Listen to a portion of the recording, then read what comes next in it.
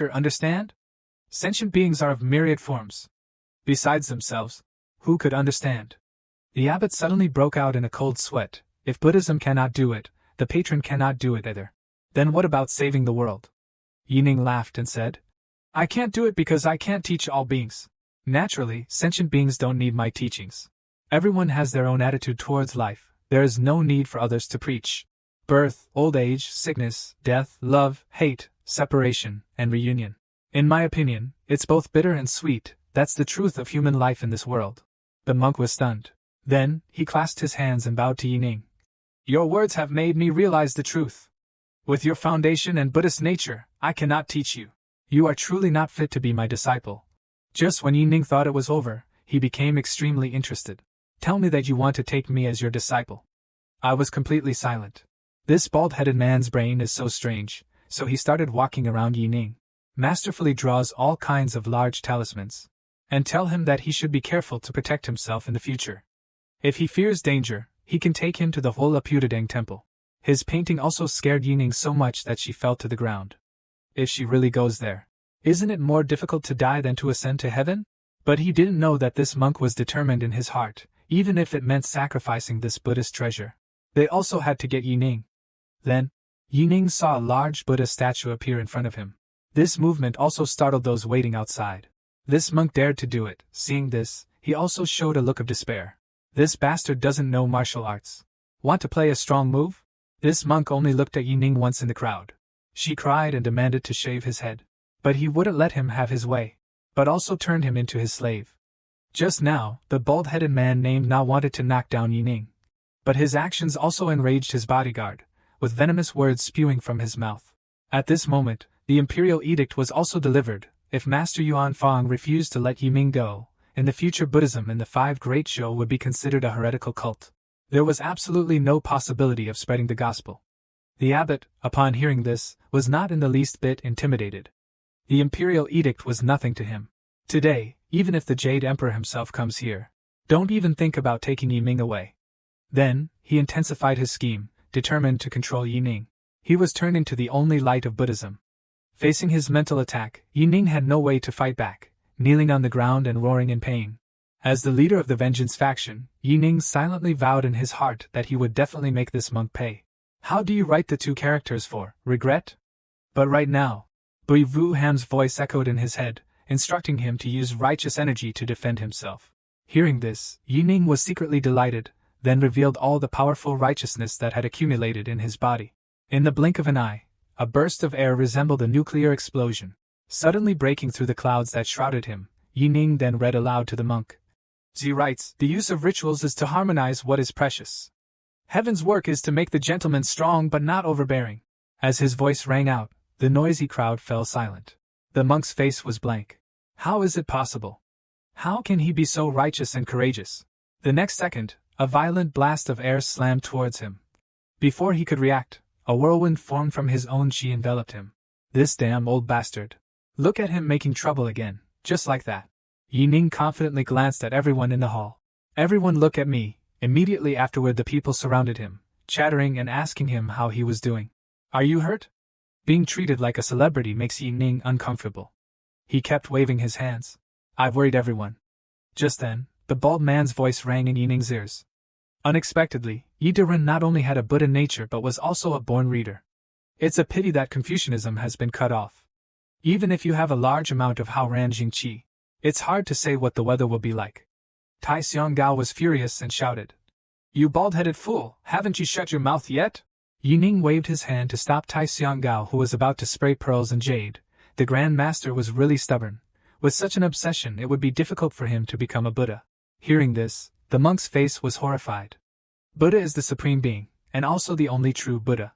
I dare not become a Buddha. His words surprised Yining. Could it be that in this world, the Buddhist system is also different from what you know? Therefore, he sneered. A bold thought occurred to him. Then, Yining pretended to be remorseful and helped him up. Master, does Buddhism also have realms? Though a little surprised by his change of attitude. However, the monk honestly recounted the stages in Buddhism. Specifically, he mentioned entering the path, and then reaching perfect enlightenment. Like Luhan, Bodhisattva, and Buddha, they are all manifestations of enlightenment. Having attained fruition, there's still a hierarchy. The higher the rank, the stronger the Buddha power, and the Buddha is the Buddha patriarch, reigning over the Buddhist kingdom, looking down at the world. Great compassion. With boundless magical power, Yining asked him, Bodhisattva Arhat, and ordinary Buddhist practitioners, can they not become Buddha? The monk answered him, Of course not. The Buddha is unique. His explanation also made Yining find a great loophole, so he prepared a lesson for him. But before he could speak, the man excitedly asked Yining, Are you intending to join the Buddhist order? Yining ignored him and asked, Isn't your missionary work in DEATH2 going very smoothly? The monk didn't hide it, he honestly said. That's right. If not, she wouldn't be entangled with Yidiren. Next, Yining put her hands on her hips. He asked if he wanted to know why, and the bald man's eyes lit up. Hastily asking him what was wrong, Yining told him there were 3 reasons for the unfavorable situation. First, although the Great Zhou is declining, it is a land blessed by the gods. The people of Zhou, when they look at outsiders, feel pride in their hearts. Therefore, when the great master's teachings came to the house of Zhou, they naturally lacked interest. Second, Buddhism is detached from reality, clinging only to conjecture and imagination, not practicing themselves, and then concluding that the world is full of suffering. Nature cannot be recognized. Ultimately, Buddhism is false and narrow-minded. Indeed, upon hearing the last point, the bald man immediately gave Yining a serious warning. Speaking carefully, Yining not only didn't restrain herself but also asked him if it was true. If Buddhism does not enter life, what can it rely on to talk about saving all beings? Isn't that just shouting slogans? If Buddhism is not narrow-minded, why should anyone who is brought into Buddhism be able to cultivate themselves no matter what? They can only become arhats or bodhisattvas, but not Buddhas. Does this really make sense? What is it like to possess the gift of eloquence?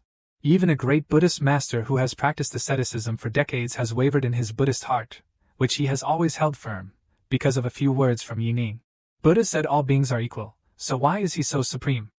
Unable to comprehend all this, he kept his head in pain, continuously asking Yining why. Hearing that, Yining chuckled at him. Let me tell you the reason, because practicing Buddhism is only Hinayana Buddhism, not Mahayana Buddhism.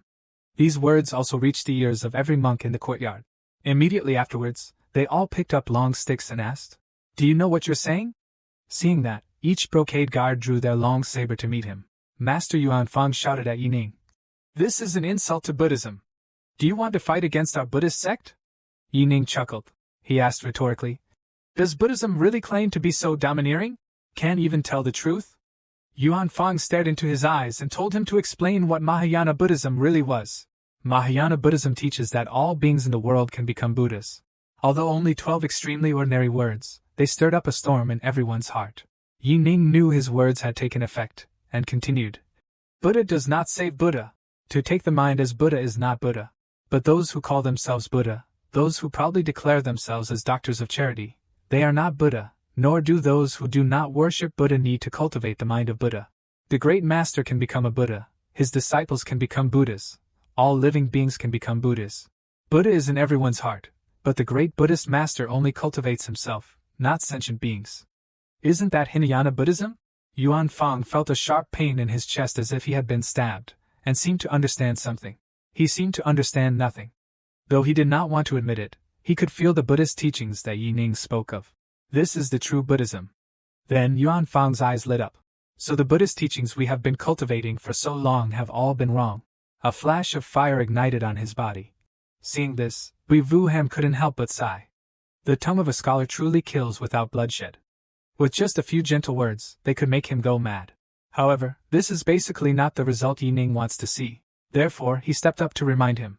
Bodhi has no tree, the bright mirror needs no stand, there is nothing at all. Why am I stained with worldly dust? Immediately the monk, who was on the verge of collapse, erupted with brilliant golden light. Seeing him calm down, Yining also thought more highly of him. Before he could react, he knelt down in front of him, begging him to pass on the Mahayana Buddhist teachings. His address to him changed from Master Yi to You. Becoming Buddha, Yining did not foresee this outcome. He was just modifying some common knowledge from his past life. Where to find Buddhist teachings for him?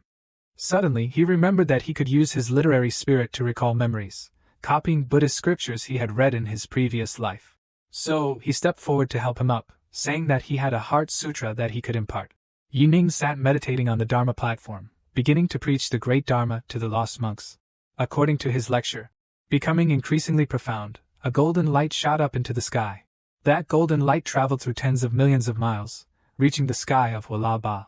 4 illusory images of the Buddha appeared in the air, one after another. And the moment they appeared, the monks in the temple all felt it clearly. Buddhism's Kaivan began to rise.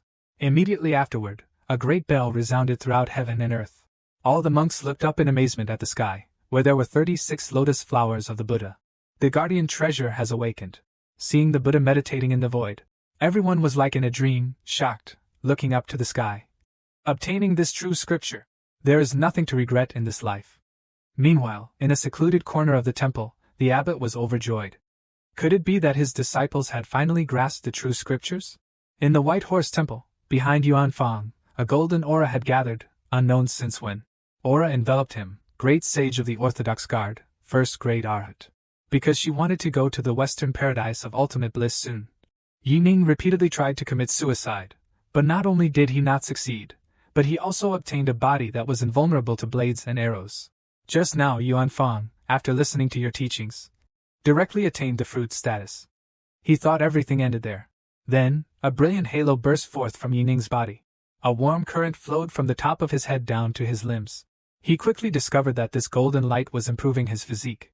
That feeling of immense power also made Yining feel invincible. Even the surrounding residents clearly felt that he had become different, completely unlike a weak scholar. Like a dancer, Yuan Fang noticed Yining's doubt and explained to him that this was because he had imparted the true Buddhist scriptures to him, leading to the convergence of Buddha's light, creating the Vajra for Buddhists.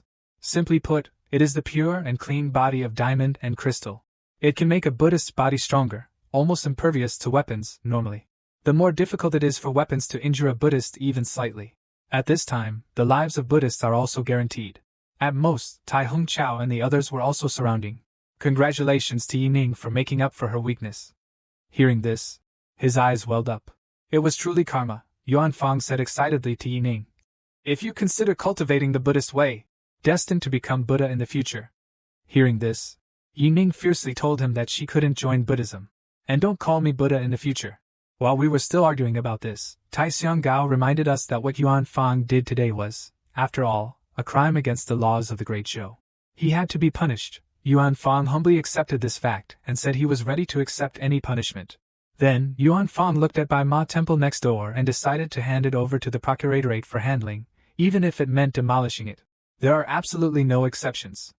However, there are more than 100,000 mu of farmland around the Bai Ma Temple. May I also ask the esteemed official to distribute some to the poor commoners? If these are still insufficient, wait for me to return, and I will come here to accept the punishment from your excellency.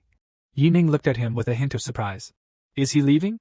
He replied that he had obtained the true scriptures and understood Mahayana Buddhism. I only hope I can fly back to Lane Temple immediately and bring back what I gained today for all the Buddhas.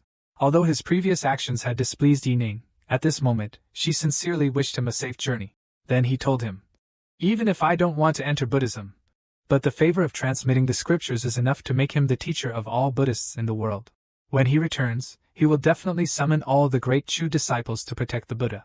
To repay the kindness of preaching and teaching the scriptures, looking at their burning momentum. Yining only felt a headache. Why did she feel that it was getting harder and harder to die? Seeing his awkwardness, Yuan Fang pretended not to understand, only wanting to protect him. Why did he seem sad?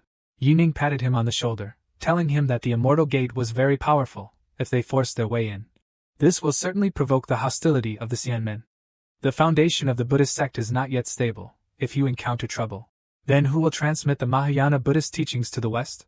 Although the Great Master has attained enlightenment, thousands upon thousands of Buddhist cultivators are still lost in delusion, waiting for the Grand Master's teachings. Upon hearing Yining's words, Yuan Fang was moved to tears.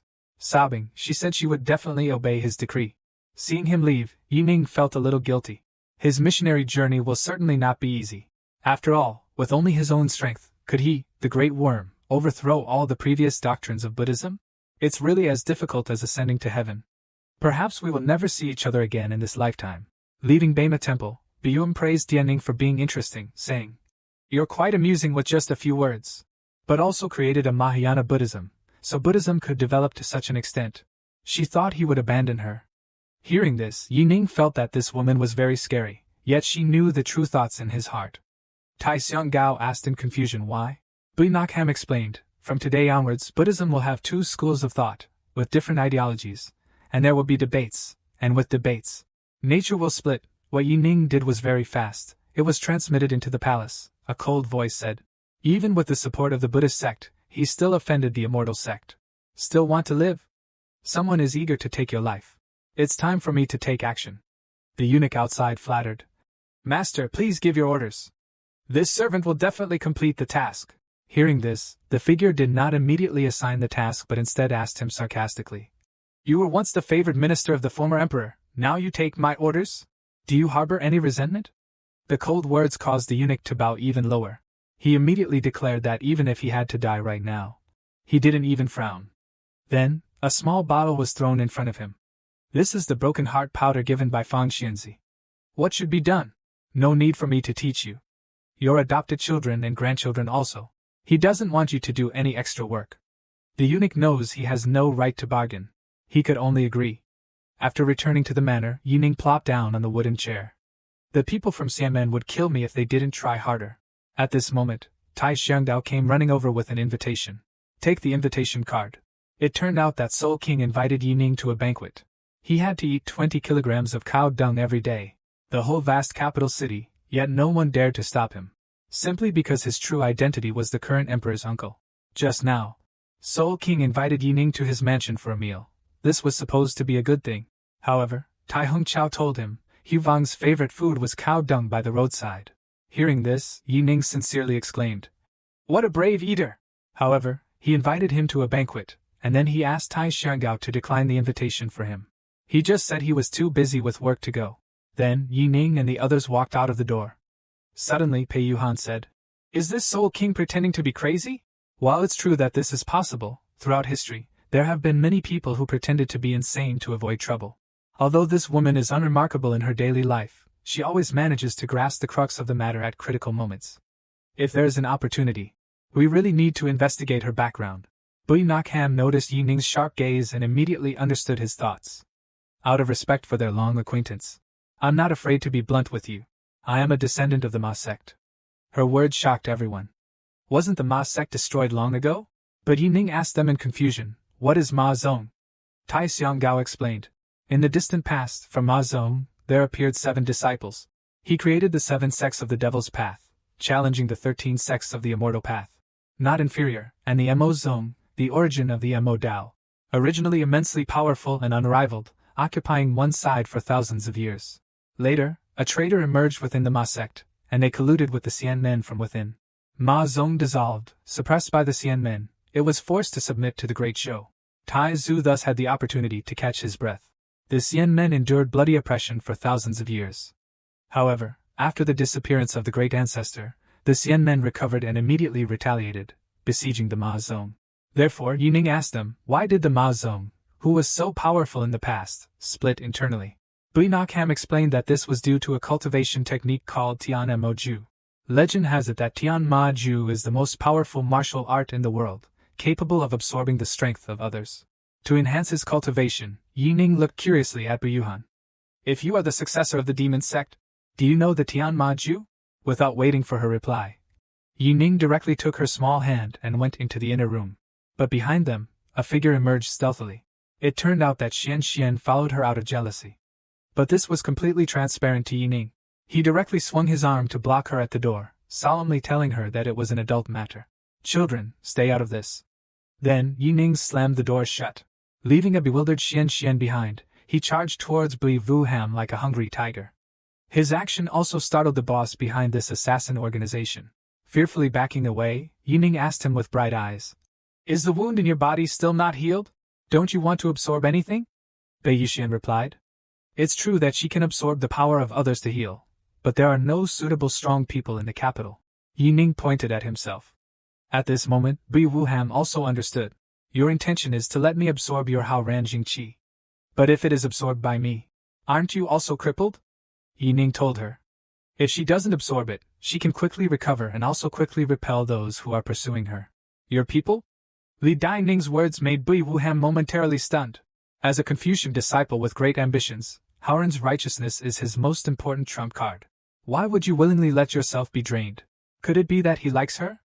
The one who has never accepted any man has feelings of affection. because of the men she has met. They all desired her body, except for Yining, who had never confessed his love to her.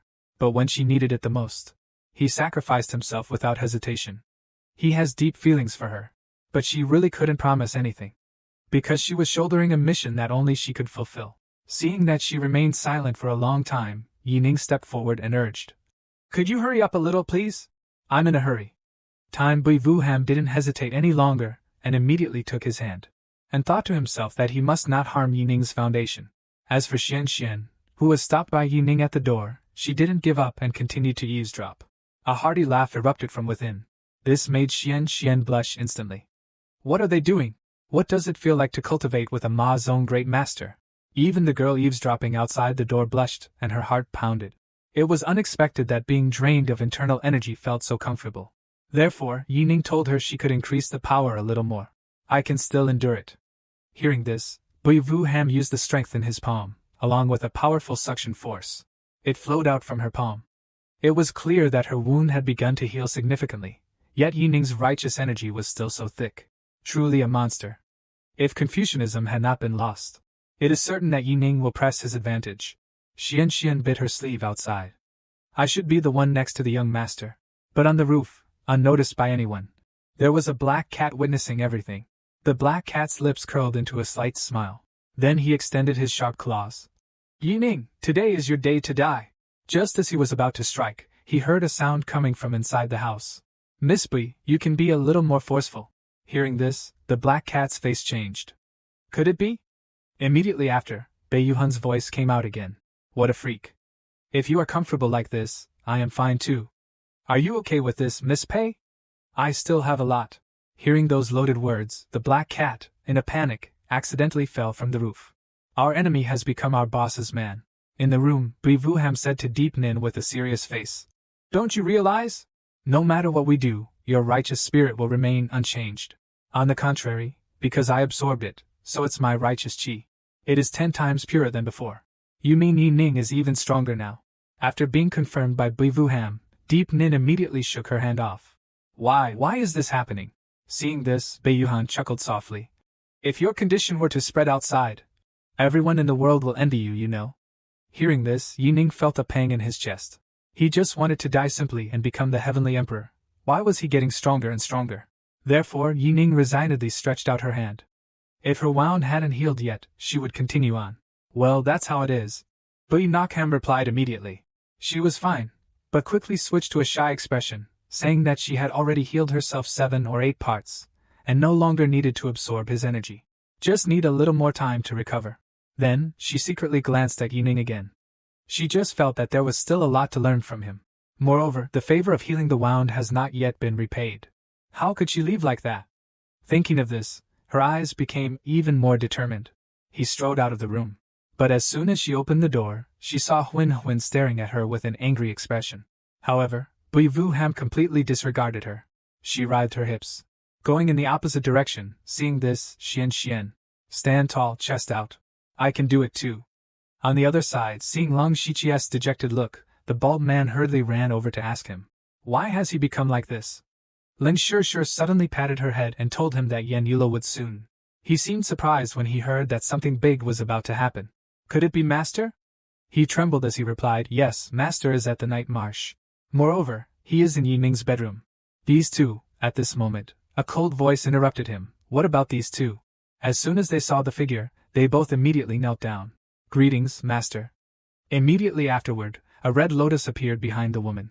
"Ling Shishir, after decades of not seeing each other, you've grown quite bold. How dare you spy on me?" Ling Shishir hurriedly replied, "I wouldn't dare. That day, seeing how gently Master treated Yining, I thought Master had changed. I didn't expect Master's gentleness was only reserved for that kid. This is the first time. It's the last time, understand?" They bowed their heads even lower. "Now I want you to mobilize the forces of our branch in the capital to help me do 2 things. Send news that I am in the capital, and say that I am seriously injured. Recuperating Monday, gathering news. Anyone who wants to harm Yining, find them and kill them. Possessing unparalleled peak charisma." What kind of experience is that? Even the Empress Dowager deep in the palace? Everyone held a grand feast for Yining. Just now, the Emperor, as usual, asking about his recent situation, Xiao Tianshan, upon hearing this, recounted everything about Yi Ning accepting a demonic sect disciple. The emperor, with a worried expression, hastily asked Xiao Tianshan again whether that Ma Zong's successor had any malicious intent.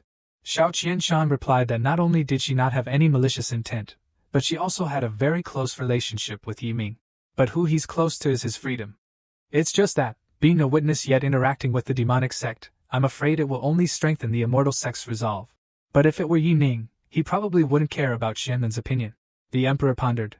Given Yi Qing's nature, she wouldn't care about her own safety. But tomorrow is the Empress Dowager's birthday, we should still send more people to the palace. To prevent any unforeseen circumstances, the Empress Dowager has always been at odds with me. Since my ascension to the throne, she would not even interact with me anymore. This time, she suddenly wanted me to arrange her birthday banquet. I find it very strange. That year, the previous emperor also instructed me, telling me never to trust the Empress Dowager. Even though she is not my biological mother. But she was also the Empress Dowager, so the birthday feast had to be held. But the Empress Dowager also had to be cautious. On the other hand, Yi Ning also received the Empress Dowager's birthday invitation. But he refused without hesitation. Tai Xianggao asked him with some hesitation. Could you give the Empress Dowager some face? Even Wu Sanxi and his group advised you to attend the banquet. Finally, under their persuasion, Yi Ning reluctantly chose to participate. Hearing this, Tai Xianggao immediately wanted to prepare for the birthday celebration. But a woman's voice interrupted. As I know, this Empress Dowager is not an ordinary person. Everyone just heard there was something interesting to gossip about. Immediately surrounded, Bei Yuheng sat down on one side. Asked them how much they know about the Empress Dowager. Empress Dowager Bai, reportedly from a prominent family, was said to have been deeply loved by the late emperor in her youth. However, their relationship grew cold, and moreover, the Empress Dowager had no children. She was not His Majesty's biological mother. Bui Vuham nodded after listening. To be precise, she was not from a noble family, but comes from a family of cultivators. Therefore, Yi Ning hurriedly asked what a cultivating family was. Tai Xianggao explained. That is a group of cultivators who follow the clan system. It is said that there were many powerful cultivating clans in the ancient times, but most of them have declined now. They can only rely on the immortal sex. Bui Vuhan replied. Yes, the Empress Dowager's real name is Bai Wei. He is a member of the Bai family, a family of cultivators, and the sect that the Bai family relies on. It was Sun Yu. Hearing this answer, everyone's face showed clear surprise. No wonder he has been in seclusion for so many years and suddenly wants to hold a birthday party. It must be because of the Kunyag's order. It would be detrimental to you, but you are enveloped in righteous aura. Also has the Vajrapani indestructible glazed pure Brahma body. Just because of him, you want to involve the master? However, Bui Vuham said there are ways to harm people other than swords and clubs. For example, poisoning. Immediately afterward, Wei Wentong and the others, their bodies trembling, knelt on the ground. When did you poison her? The corners of Pei Yuhan's mouth curled into a sneer. Wanting to harm someone is actually very simple. His words also enlightened Yi Ning. If they couldn't deal with it from the outside, they could also use poison. At this moment, Bui Vuham asked him after knowing these things. Still want to go to the party? Yi Ning replied without hesitation, of course. As a subject, if I don't attend the Empress Dowager's birthday banquet, isn't that rebellious? After hearing that, Bui Vuham waved at him. He went towards her obediently, even though he didn't understand. Immediately afterward, a small green snake quickly wrapped around his wrist. This is Qingling snake, which I discovered when I was young, carrying the bloodline of the Shanggu Bayan Qintian Mang in Manhwa. It can sense danger and extreme poison. Hearing her explanation, Yi Ning hurriedly wanted to shake it off, but Pei Yuhan told him not to waste his energy. It only appears when in danger. Hearing that, he gave up the idea of chasing it away. After all, it was just a snake. Even if she knew it was dangerous, so what? If he wanted to die, no one could stop him. Yi Ning has power second only to one person, but above tens of thousands of others. Investigate all the immortal sects. Searching from princes and generals. This action also caused him to suffer countless deadly disasters. But the current emperor directly supported. Let him continue. Just now, because of the Empress Dowager's birthday celebration, the entire capital city of Deshou was bustling like a festival. While other officials were flattering each other, Yi Ning's horse-drawn carriage was like a rocket. He rushed through them. The officials, who had intended to announce themselves, immediately recognized his carriage. They wisely remained silent. Seeing this, Tai Xianggao couldn't help but sigh. These officials are looking at us like seeing a plague god. Yi Ning asked him if he regretted it. He replied that he had never regretted it. On the contrary, he thanked His Majesty for giving him the opportunity to join the procuratorate. If not, he will also be like them, willingly falling. Arriving at Jinqiu Palace, Yining followed the eunuch who was waiting there. He walked toward the main hall. He introduced the koi and the pond to him, saying they were all the Empress Dowager's favorites. Hearing this, Yining silently looked towards the lake, then saw the intelligent eyes of the group of them. It was indeed a very intuitive feeling. It didn't take long. They went to the outer seats. Tai Hung Dao was also there and said goodbye to him. The moment Yining appeared, the entire auditorium buzzed with excitement. Because they basically didn't think he would come to a place like this. And when his eyes swept over them, they all lowered their heads. What a useless bunch, none of them dared to look him in the eye. But when he looked around, he couldn't find his seat. He knows these people would basically not dare to do such a thing. So it could only be the Empress Dowager. A brilliant plan to commit suicide came to his mind.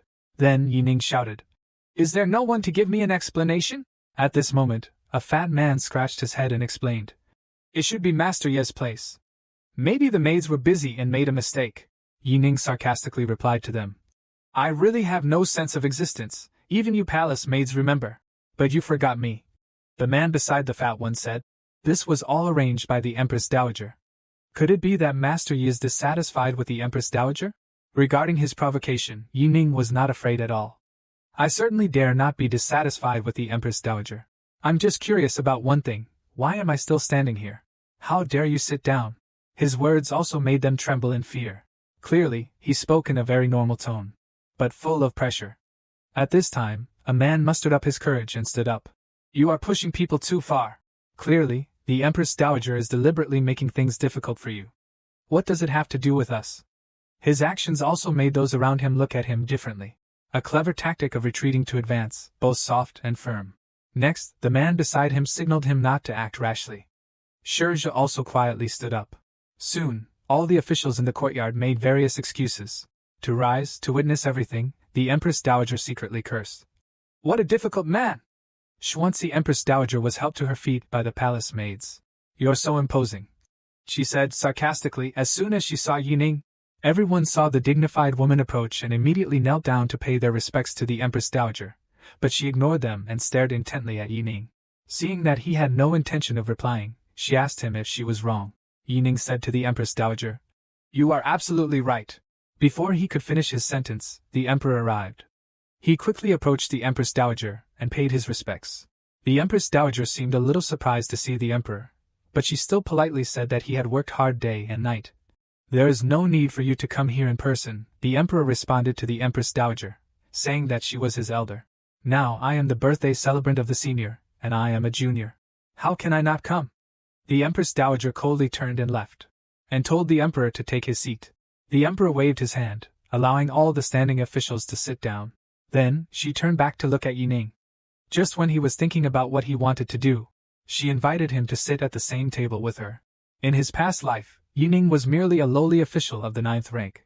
However, the current emperor invited him and her to dine together. Though he felt a little strange, he still tried to sit down. But at this moment, a faint scent wafted into his nose. Yining followed the source of the scent. He discovered that it came from the emperor's men. He is clearly a man, but he is more beautiful than any woman. If he were to wear women's clothing, the emperor at this moment also noticed Yining's gaze. But deep down, he was extremely panicked. Because she was truly a woman. But very quickly, Yining forced herself to turn her head to the side, at the same time constantly telling herself in her heart that she was a man. The emperor also recognized the awkward atmosphere, so he gently raised his glass to him. Facing her gesture of raising her glass, Yining readily drained the glass of wine. "Could it be that I'm really bent?" Right now, a melodious sound of a musical instrument echoed through the tavern. Hearing this piece of music, everyone was extremely surprised. Even the usually cold Empress Dowager appeared overjoyed. She summoned Yushir for a talk and showered her with praises. "Ask him what he wants." The foolish Yushirwan honestly replied, this piece of music was not composed by him, but by a master in the guild. He strode forward to Yining, bowed deeply and said, "A high mountain and flowing water." It was composed by supervising censor. The unexpected praise made Yining feel like he was sitting on a bed of coals. He hurriedly waved his hand, saying that he was flattering him too much. When she learned that the song was composed by Yining, Empress Dowager's joyful expression immediately turned gloomy, and she ordered to banish Yushirwan. "Can she go?" Yu Taiwan was stunned, completely confused about what had just happened. What happened in the end? He still obeyed and retreated. Then, the Empress Dowager's hair turned gray. Asked them to change to a more interesting program. This scene of Empress Dowager also made Yi Ning surprised by this targeting. Truly too strong. Several hours later, the birthday banquet finally came to an end. Each official presented lavish gifts in turn. They wished to gain the favor of the Empress Dowager, but these things that they considered rare treasures. In the Empress Dowager's eyes, it was merely a pile of worthless discarded items. Very quickly, the eunuch called Yi Ning's name. The gift he offered was just an ordinary calligraphy painting. This made the officials below murmur. Is Yi Ning crazy? Even the Empress Dowager could not help but get angry and questioned him, asking if he was insulting her by presenting her with such a cheap item. Tai Xianggao thought to himself. It's ruined. I already reminded Brother Yi. Yet he didn't listen. Yi Ning smiled, cupped her hands, and bowed to the Empress Dowager. Giving goose feathers is a small gift with great meaning. This calligraphy painting of mine is worth much more than goose feathers. The Empress Dowager threw the calligraphy painting on the floor. Seeing this, Yi Ning sneered in her heart. Finally, you're angry. Come on, kill me! I am here waiting for you.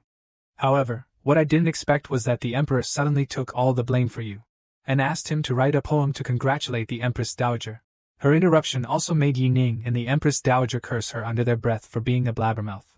Out of respect for the Emperor, the Empress Dowager had to forgive. And Yi Ning also couldn't continue to cause trouble. So he looked at the glass of wine in his hand. Writing poems is not impossible. Then, under everyone's expectant gaze, he began to improvise poems.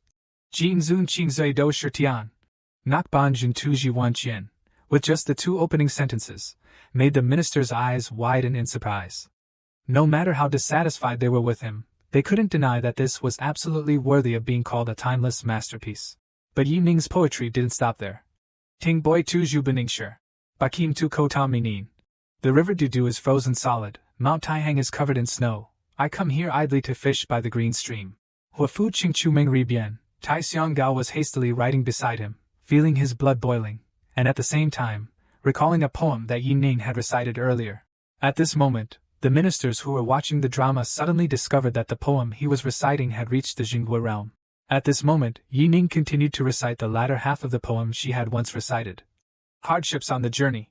Daki Lu, Jin Antai, these familiar lines of poetry, making every cell in Tai Xianggao's body tremble incessantly. The strong wind breaks the waves at the right time.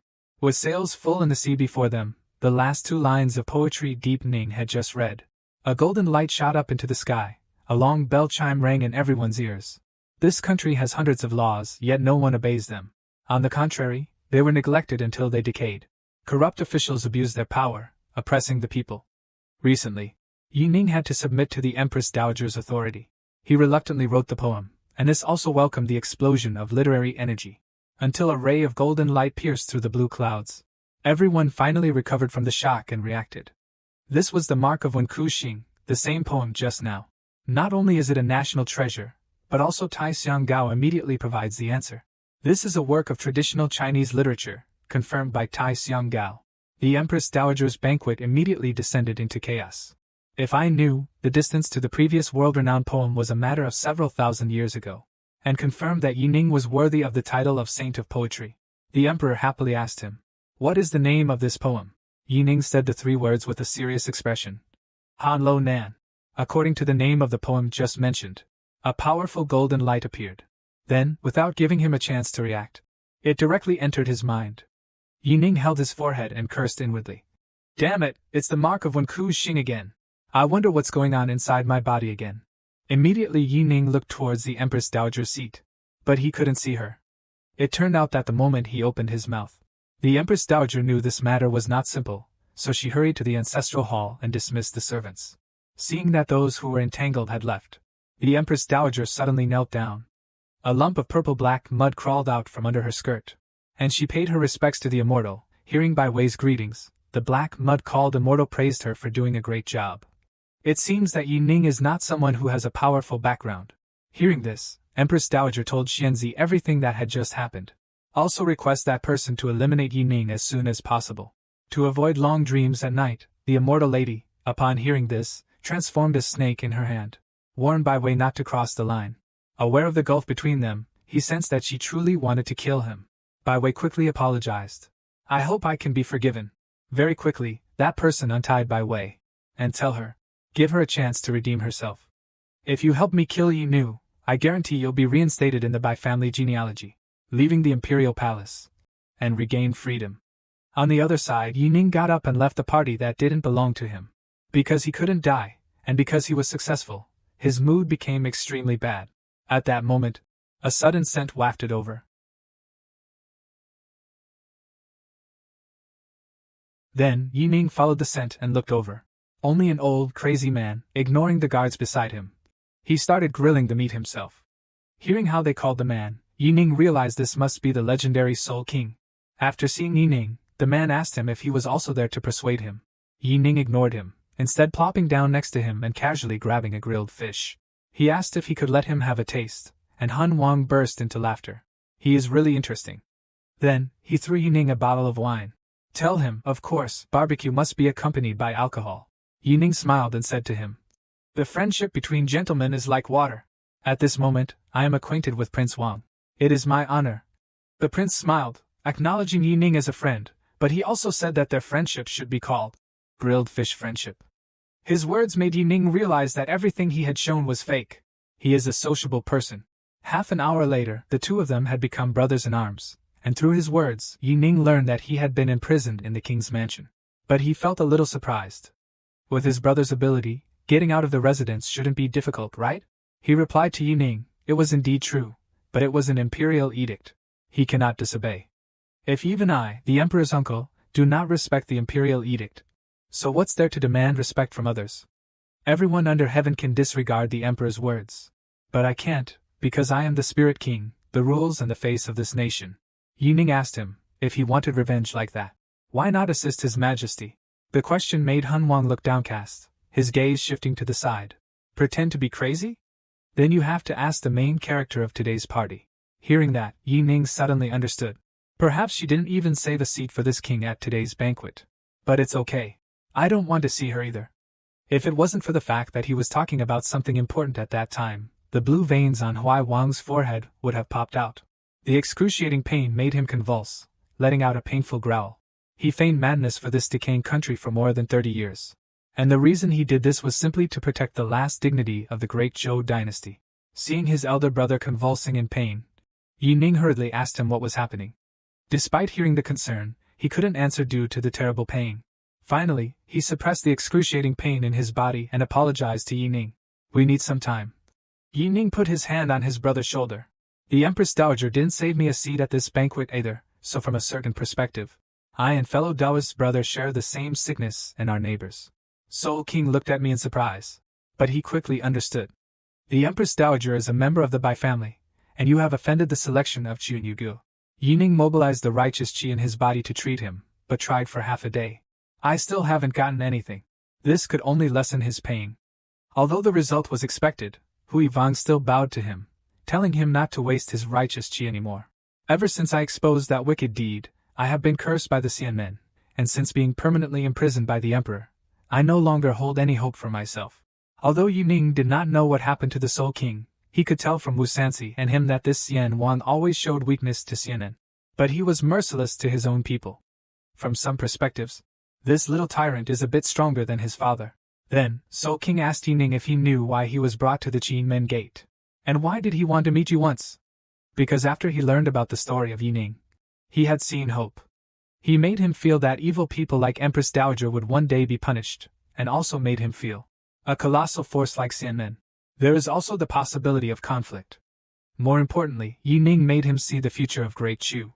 Every day he tries to live is to wait for the day he longs for. Even though Yi Ning didn't know if that day would come, I still told him. That day will not be far away. Then, he raised his glass in a toast to him with emotion. No one knows what the road ahead holds, but at least he is still moving forward. That's enough. The next day, Yi Ning looked at Bei Yuhan, who was always by his side, and asked her if she could help detoxify Han Wang. Hearing this, Bei Yuhan regretfully told him that the poison from the ancient curse was linked to the soul of the cursed person. Once completed, it was almost impossible to resolve. Then she asked Yi Ning if he had encountered any danger yesterday. Hearing this, Yi Ning was a little surprised, but he quickly realized he had overthought it. The subject she was asking about wasn't him, but the thing in his sleeve. The little snake, Shao Qing, reappeared. Yining told her. I don't think the Empress Dowager is a threat. She's just a fool with no schemes. Bui Vuham said he was right, but the Xianmen behind her was not that simple. Today I still have to attend a small banquet, so Shao Qing should come with me. Afterward, Yining left. On the way, he thought more than once that if the Empress Dowager could quickly kill him, he would be able to become the heavenly emperor he had always desired. And when he saw in the palace, Tai Hung Chao was flirting with Han Lo Nan, Yining, with a disgusted look on her face, turned away and left. Today, without him, Yining followed the eunuch without saying much, to the Empress Dowager's chambers. What surprised him was that this time the Empress Dowager reserved a place for him. Right now, he noticed something unusual. This Empress Dowager felt different from yesterday. Today, there is a strong killing intent between her eyebrows. It seems that this time she wants to attack him. So, Yining looked around. Shao, the #1 backstabbing little tyrant, wasn't here. Tai Xianggao wasn't here either. The people from the Procuratorate were all outside the palace. This is truly a golden opportunity to kill me. The Empress Dowager saw my smug look, coldly laughing to himself, after this banquet. You will never laugh again, Yining. You will never dream that the Empress Dowager in front of you is now being controlled by someone. Earlier, the Emperor had instructed Chief Steward Lu about today's small banquet, and asked him to call her if anything happens. Lao Lu agreed immediately, and during his patrol, he spotted 2 eunuchs from the Imperial kitchen and asked, at today's small party, how do you guys still have free time to stroll around? They respectfully replied, Old Lu, the Empress Dowager has personally prepared everything. Lao Lu was shocked upon hearing this. He didn't need anyone from the Imperial kitchen, because he sensed a hint of danger. Always bullied by others but doesn't dare to fight back. He sacrificed his most precious life to protect others. When she learned that the eunuch of the Imperial kitchen was forced to retire, a surge of anxiety welled up inside him, and he went alone to the Yuxian Fang. When she saw that her companion was Wang Dihai, Lao Lu realized that things might not be simple. Therefore, he decided to investigate the truth himself. But as he arrived at the entrance of the banquet hall, he was stopped by the eunuch guarding it. Stopped, Lao Lu looked embarrassed and asked back if they couldn't recognize him. The eunuch blocking him sighed, Eunuch Lu of the Imperial stables, now a favorite beside the Emperor. Who wouldn't recognize it?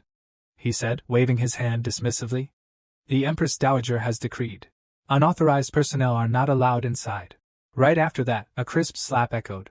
Do you think I am easy to bully just because I give you some face?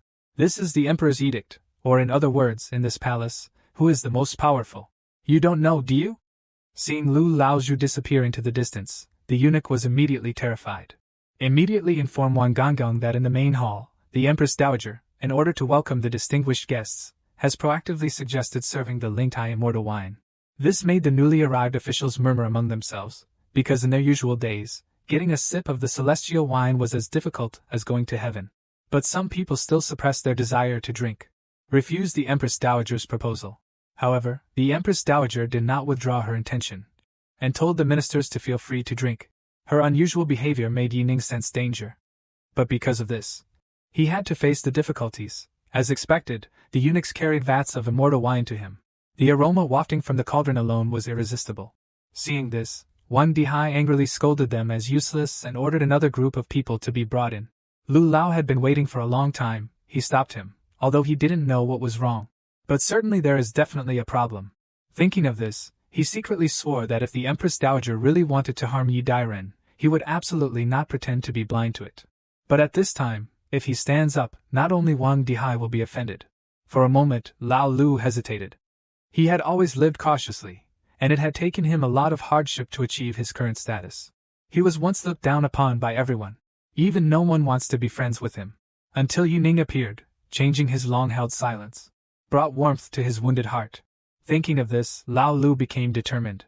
Even a coward like him could find his own way to protect the Lord. Next, he pointed to the wine jar and asked if it had been checked. Wang Dihai understood his implication and asked back if he suspected there was a problem with the Empress Dowager's wine. Lu did not retreat. Directly confront them and demand they follow the palace rules and procedures. Wang Dihai sneered after hearing this. If you want to check, then you have to personally and carefully check every jar here. Hearing this, Lao Lu looked at the long line in front of him with a bewildered expression. Even though he only took one sip, there were already dozens of vats in front of him. Wang Dihai, seeing his hesitation, sarcastically asked him if he dared. This time, Lu did not hesitate. He directly opened the jar of wine and drank.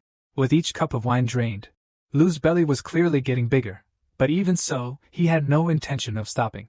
Wang Dihai, satisfied with his heart's desire, waved his hand for his subordinates to bring more wine. And in the grand hall, everyone was discussing the deliciousness of the new wine. Only Yining looked suspiciously at the small glass of wine in his hand. Shao Qing didn't react. Could it be that the Empress Dowager didn't poison the wine? Ying disappointedly sighed, giving someone a chance. So it can't be used? The Empress Dowager noticed something unusual about Yining. Did he mean that these wines did not appeal to Master Yi? Yining replied. The wine is good, but I am troubled and do not want to drink, the Empress Dowager said to him. Drowning my sorrows in wine. Yining smiled and refused her. Drowning sorrows in wine only deepens them, the officials all agreed, praising him for a job well done. They urged him to compose a poem while there was good wine and food. Their proposal put Yining in a difficult position, so he replied that he was not inspired. The Empress Dowager then said that the Lingtai Xian wine was not high class enough. Then, she ordered someone to get the Baihuan Yan Lao wine she had kept. Yining and the Empress Dowager were sworn enemies. She actually gifted him the Baihuan Yan wine, which had been aged for 1,000 years. Wang Dihai quickly complied. Shortly after, a eunuch carefully brought in Baihuan Yan wine. Looking at the person who just arrived, Wang Dihai was lost in thought, his mind filled with the image of the child he was raising. Thinking of this, he became determined again. As soon as he sent someone to bring it in, Drunk Lu stopped him. He had long exceeded his limit, but he still tried to get up. Has this wine been inspected? His words greatly surprised Wang Dihai. He reminded them that Lao Lu's body was already failing. But it seemed he didn't hear anything, using a sharp stone to stab his hand.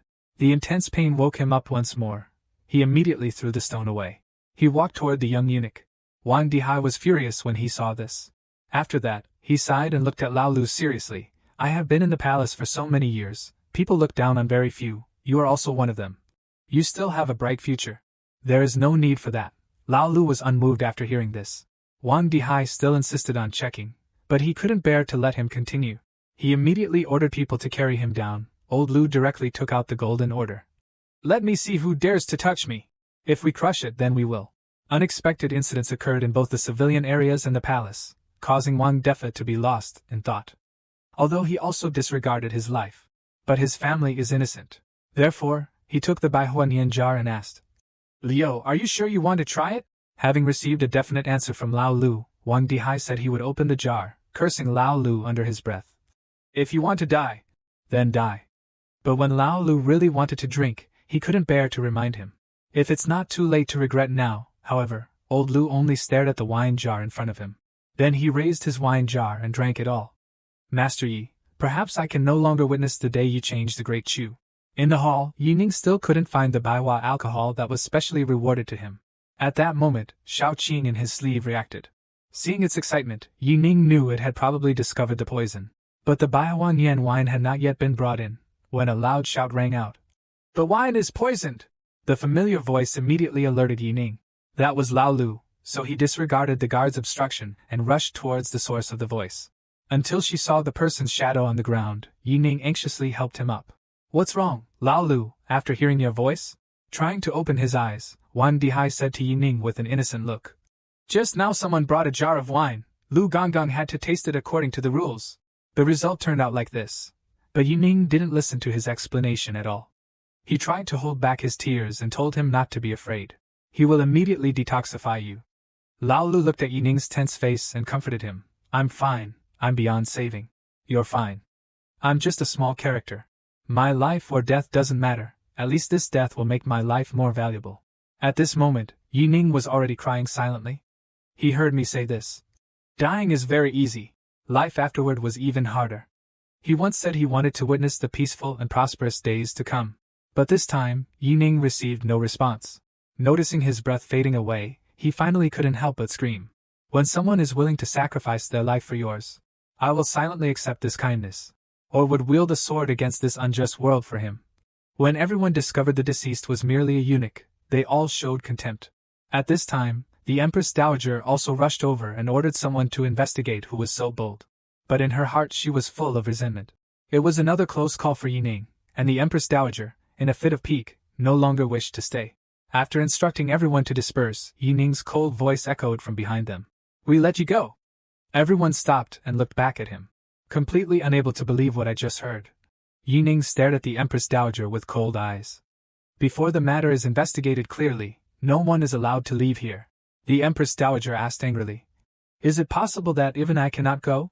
At this moment, an old man jumped out, pressed him on what he ultimately wanted to do. Yining replied to the old man. What I want is very simple. Feeling my rage, Fang Jingjian of the Supervision Institute. A clear, high-pitched sound suddenly rang out, then turned into a golden ray of light, soaring into the sky. Then, Yining carefully laid Lao Lu down on the ground.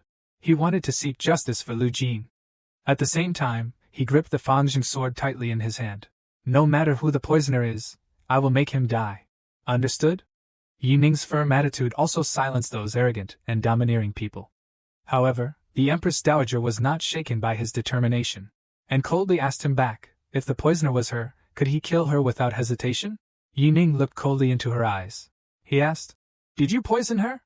The Empress Dowager answered him without hesitation. Yes. So what? Yining did not hesitate. Tell her, then she deserves to die. We find it unbelievable, questioning whether Yining has gone mad. For a eunuch? But dared to intimidate the Empress Dowager. This scene also frightened Wang Dihai so much that he fell to the ground. Would he really offend the Empress Dowager for a mere servant? At this moment, he finally understood why Lu Jin, who always lived cautiously, did those things without hesitation. Perhaps, this is the person who is dying of shame. The Empress Dowager suddenly feigned alarm and bewilderment, then yelled an order to arrest Yining, simultaneously placing a treasonous hat on his head. Just when everyone thought the matter was settled, several figures blocked Yining's path. The Secret Service had arrived. Whoever dares to touch Master Yi, seeing that, the Empress Dowager still did not give up. Because she knew this was a good opportunity to eliminate Yining, she also ordered the guards not to be afraid. At this moment, a cold voice, like the cry of a crane, rang out, causing everyone to stop. It turned out that the Emperor, after hearing the news, immediately rushed here. Seeing the person arrive, the Empress Dowager responded with displeasure. She herself had already been threatened with a sword pointed at her nose. His Majesty pretended not to see, but this time, the Emperor did not listen to him anymore.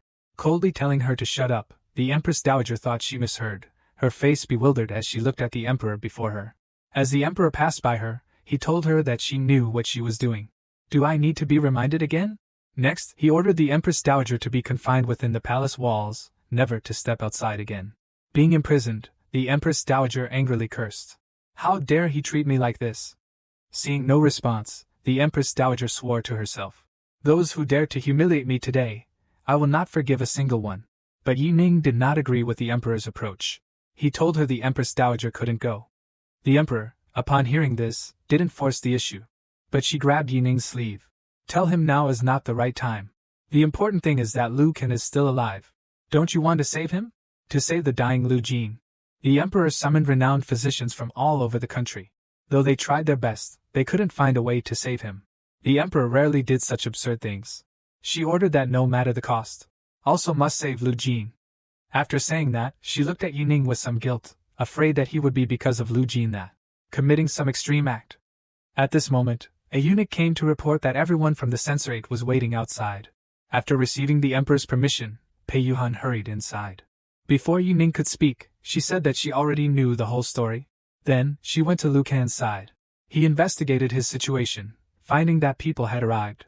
The Emperor thought to himself, could she be the successor of the Maozong? But upon seeing the exquisite beauty of Bui Vuham, the Emperor felt a tinge of self-doubt, and lowered his head. Because she noticed that Yining seemed to have 100% trust in Miss Bui. This sense of trust had never been present in her before. At this moment, Bui Vuham also had an answer, explaining that Lu Qin was poisoned by 7 love powder. The owner of this poison is only Su Wan of Chunyugu. Su Wei Wan is Fang Qingshua's mentor, and Yining's enemy. Hearing this, the Emperor couldn't help but exclaim. Do you mean that the Jade Hall wants to use the Empress Dowager's hand to kill Yu Qing? Yining felt a bit strange upon hearing this. Fang Qingxua hates me so much, why would she entrust the task of killing me to the Empress Dowager? If the Empress Dowager was Fang Qingxua's pawn from beginning to end. Bui Vuham's reminder made him suddenly realize, it was no wonder that this time the Empress Dowager gave him the feeling. Completely different from the last time, Bui Vuham then took out a red pill. This pill can only temporarily suppress his poison, and most it can keep her alive for 7 days. To remove this poison, you must use the purest substance between heaven and earth. For example, Shenyang Jinshui. Her words gave Yining a glimmer of hope. The emperor shook his head upon hearing this. Shenyang Jinshui is a pure yang substance that only top-tier immortal sects could possess. How could they possibly have done this? Seeing that, Bui Wuham said, "There's another thing that has a similar effect. That thing is right here in the capital." His words made Yining a little confused. Then Bui Wuham looked at the emperor with a serious expression. It was the water of Tak Twin in the holy temple. At this moment, Tai Xiang Dao suddenly said, "Legend has it that, in the ancient times, when the saint preached and felt thirsty, there was a stream nearby. The disciple, hearing this, went to fetch spring water, but the sage said there was the character, Tak, in it. Would rather be thirsty than drink it. Therefore, later generations often used the act of not drinking Zhaojuan water to express their unwavering integrity. Originally formless and shapeless, later, the sage established the Holy Institute, and Zhequan naturally fell within the Holy Institute's scope. Over time, influenced by the cultural atmosphere, it developed a spiritual essence, become infinitely pure. Therefore, to get Zhequan water, one must enter the holy sanctuary." Bui Wuham replied, "That's right, if your majesty agrees to open the Holy Institute, and let Deep Nin go get the water, this eunuch might still be saved." Hearing this, the emperor said he had long intended for Yi Qing to enter the Holy Institute. But hearing this, Yi Ning didn't hesitate. He immediately agreed. The emperor looked surprised. "But before that you..." Before he could finish, Yi Ning replied, "Old Lu became like this because he saved me, no matter how many reasons I have. It's not a reason to escape the present." The emperor, upon hearing this, immediately stood up to prepare, but Yi Ning stopped him. "Before entering the Holy Institute, there's one more thing, that person hasn't died yet." Who would have thought that he was the most loyal minister of the great Zhou dynasty? He wanted to kill the Empress Dowager again. The emperor was about to stop Yi Ning when he interrupted. "I said I would let the poisoner die." The emperor looked at him seriously, otherwise he could give him an explanation, but the Empress Dowager really couldn't die in his hands. Elsewhere, Han Wang was furious. Punching the ground hard, "Not only did she harm me like this, she also wanted to poison Brother Yi. Brother Yi is the only hope of Great Chu. He is my only friend. I can't stand by and watch that vicious woman destroy him." He ignored his servant's attempts to stop him, pushed the door open and left, leaving behind a vicious remark. "That will make her regret coming to this world." Leaving the royal mansion, Han Wang went straight to the ancestral hall of the Ji family. He called out his name at the door. Xing Chenghua, the grand door of the ancestral hall slowly opened. But appearing inside were mysterious people wearing black cloaks. Soul King paid no attention to them. Kneeling before the ancestral altar, "O illustrious ancestors who founded our dynasty. Unfilial grandchild Ji Qinghua. Today I come to pay my respects. The great Zhou legacy has decayed, the hearts of people are corrupt officials run rampant. Your unworthy grandson Ji Qinghua cannot secure the borders from above, nor can he eliminate the treacherous and quell violence below." Ji Qinghua felt extremely ashamed and guilty towards his ancestors. When he descends to the underworld, he will definitely kneel before them and repent. But before that, this unfilial grandchild wants to do one thing, the only thing I can do. In this life, there is one meaningful thing. On the other hand, Yi Ning asked the emperor, if he didn't take action, could your majesty sacrifice himself for the sake of righteousness? The emperor didn't agree directly, instead he told him to give her some time. At that moment, a eunuch rushed in and reported that it was not good. Han Wang had gone to the ancestral temple to retrieve the Tai sword and brought people to storm the Empress Dowager's bedchamber. His words made everyone feel uneasy. Yi Ning didn't hesitate any longer and shouted to everyone, "Quickly go to the Empress Dowager's chamber." When they arrived, the fire was already raging. Han Wang, holding his sword, stared coldly at the Empress Dowager in front of him, full of killing intent. The Empress Dowager angrily scolded him, asking if he knew what he was doing. "If you kill me, do you know what the consequences will be for the Great Zhou? I only know that if I don't kill you, what will become of Great Zhou? It's a pity, such a beautiful scene. There must be fine wine to share with friends." Outside the palace, the emperor looked at the men in black blocking his way and asked, "You are not guarding the ancestral temple. Why are you here?" The man turned around and replied, "He is Han Wang, belongs to Tongjing. You invited Tai Jian out." But Yi Ning didn't want to hear their conversation, so he walked around the man in black. "Go further inside the house." "Brother, what are you doing?" Hearing my voice, Han Wang smiled, turned his head to look at me. "Yi Di, I am just doing something that should have been done a long time ago." Yi Ning told him, the Empress Dowager's crimes were endless. "Why do you have to follow her to the grave?" The Soul King resolutely shook his head. "I only want to stare at her, until we both reach the Yellow Springs." Yining also had to stare at him. The emperor cried out somewhat heartbrokenly. Huang Shu, what kind of hatred could make you do this? The empress dowager, upon hearing this, let out a sinister laugh. It was all because of that good-for-nothing sitting on the dragon throne. I never considered him anything but trash. Therefore, we gave him a horn. The next moment, a flash of sword light, Soul King angrily scolded. This slut, a disciple of the immortal sex supported by the imperial court, commits immoral acts. The promiscuity in the palace, if I hadn't caught you. I don't know how much longer this lowly woman intends to hide it. The Empress Dowager laughed loudly and retorted. Didn't that useless fellow also confine you like a lunatic? Looking at you now, telling that secret, the backlash doesn't taste bad, does it? He could clearly be a carefree and happy prince. Yet he gave up wealth and honor. Shoulder the anonymity of all ages, not only that, but also dedicate their precious lives. Awaken the world. Seeing his whole body covered in blood, Yining shouted at him to stop doing something stupid. Right as he was about to rush forward, Bui Vuham held out his hand to stop him. The curse on him had taken effect. It can't be saved anymore. Han Wang, as if relieved of a burden, looked at Yining. I've been tired for so many years.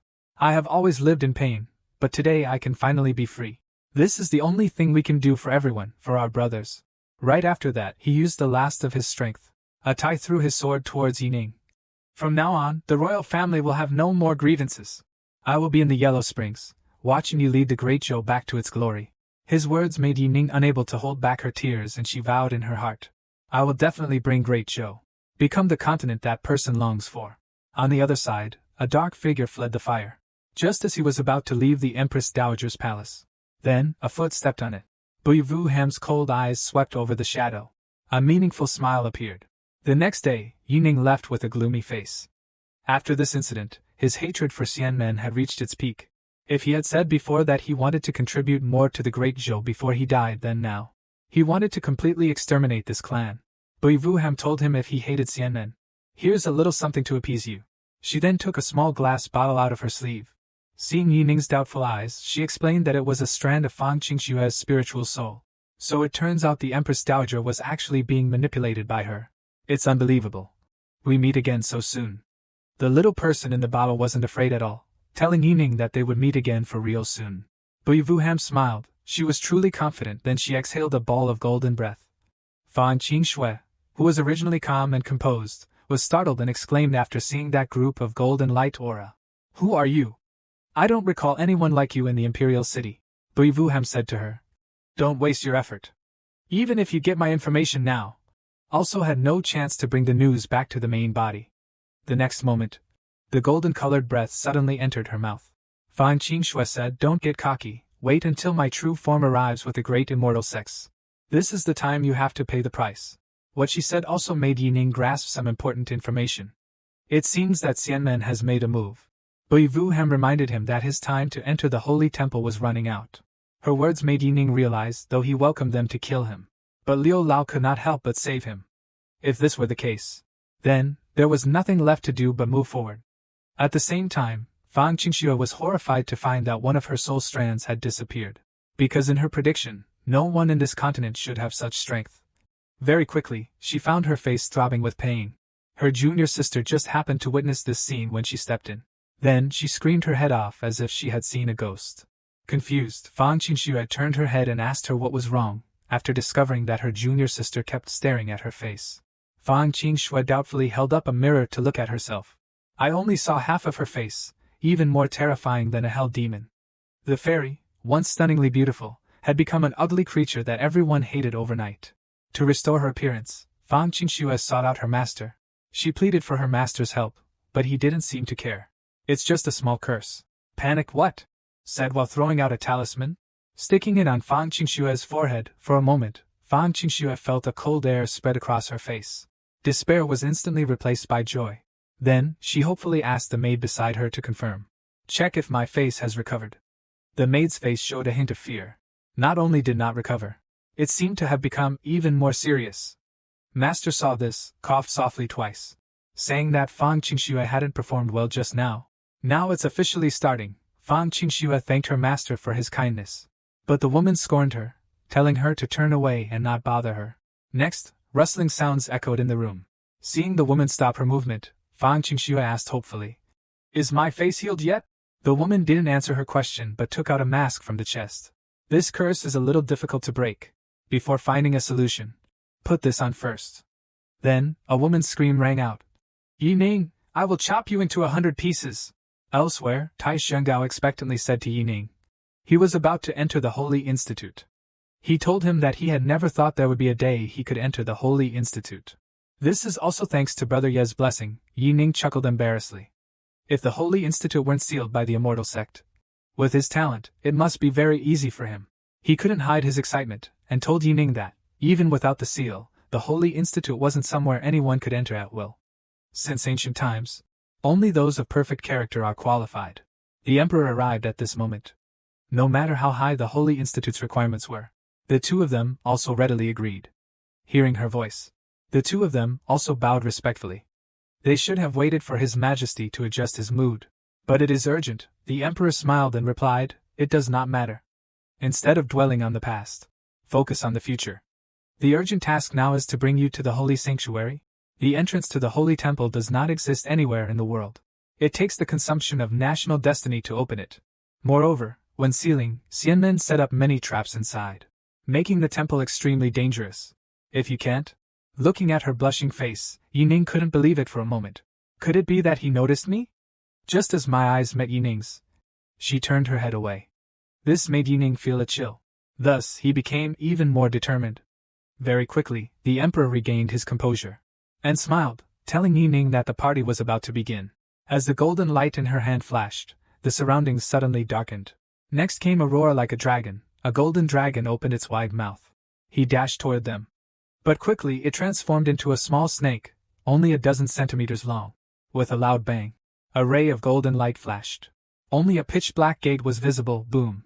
A voice appeared in front of them, followed by the sound of a door opening. The temple opened. This is a vast and endless sea. Conventional methods basically cannot make their boat move even half a centimeter. But Yining could ride the wind and waves on this sea. Just now, Yining and Tai Xiangao entered the holy temple. But everything in front of him made him a little confused. Because they were in front of them is a vast and immense ocean. Unlike Yining's caution, Tai Xiangao was extremely excited, and said directly, this is Shuihai. People say that the water in Shuihai is made of literary spirit. If the elder who created this ocean of learning were still alive, I doubt the immortal gate would be so arrogant. Yining told him that Confucianism is in decline today. I also don't know how strong they really were before. But have you noticed, this small boat doesn't seem to have moved at all. Tai Xiangao replied to him.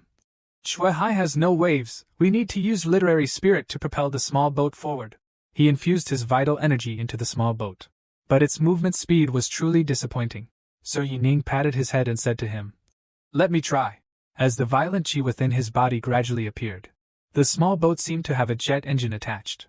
Soaring thousands of meters in a blink of an eye, they quickly reached the other side. Tai Xiangao still clung tightly to the side of the boat. Brother Yi, are you even human? Then, they arrived in front of a fortress. Seeing this, Tai Hongqiao excitedly said that he could finally set foot in this sacred place. Yining was vigilant, observing his surroundings. He sensed powerful auras everywhere, and he swore to himself. Besides to Chuan, they did absolutely nothing more. Then, the two of them strode into the grand hall, surrounded by tall statues. And on the stone platform beneath their feet were clearly bas-reliefs recording the legends of their lives. Seeing this, Tai Xiangao seriously said to Yining, this is the place of inheritance, where the teachings of Confucian scholars are preserved. Being acknowledged by them is enough to receive the inheritance they left behind. Just by emanating my aura, I might be able to receive the inheritance of the predecessors. His explanation made Yining shiver. He never expected this place to be so dangerous.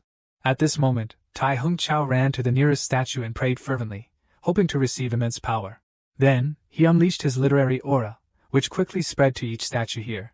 But that chi only lingered on the statue for a moment, then rumblingly dissipated. Just when Tai Xiangao thought he was out of hope, the statue behind him suddenly lit up.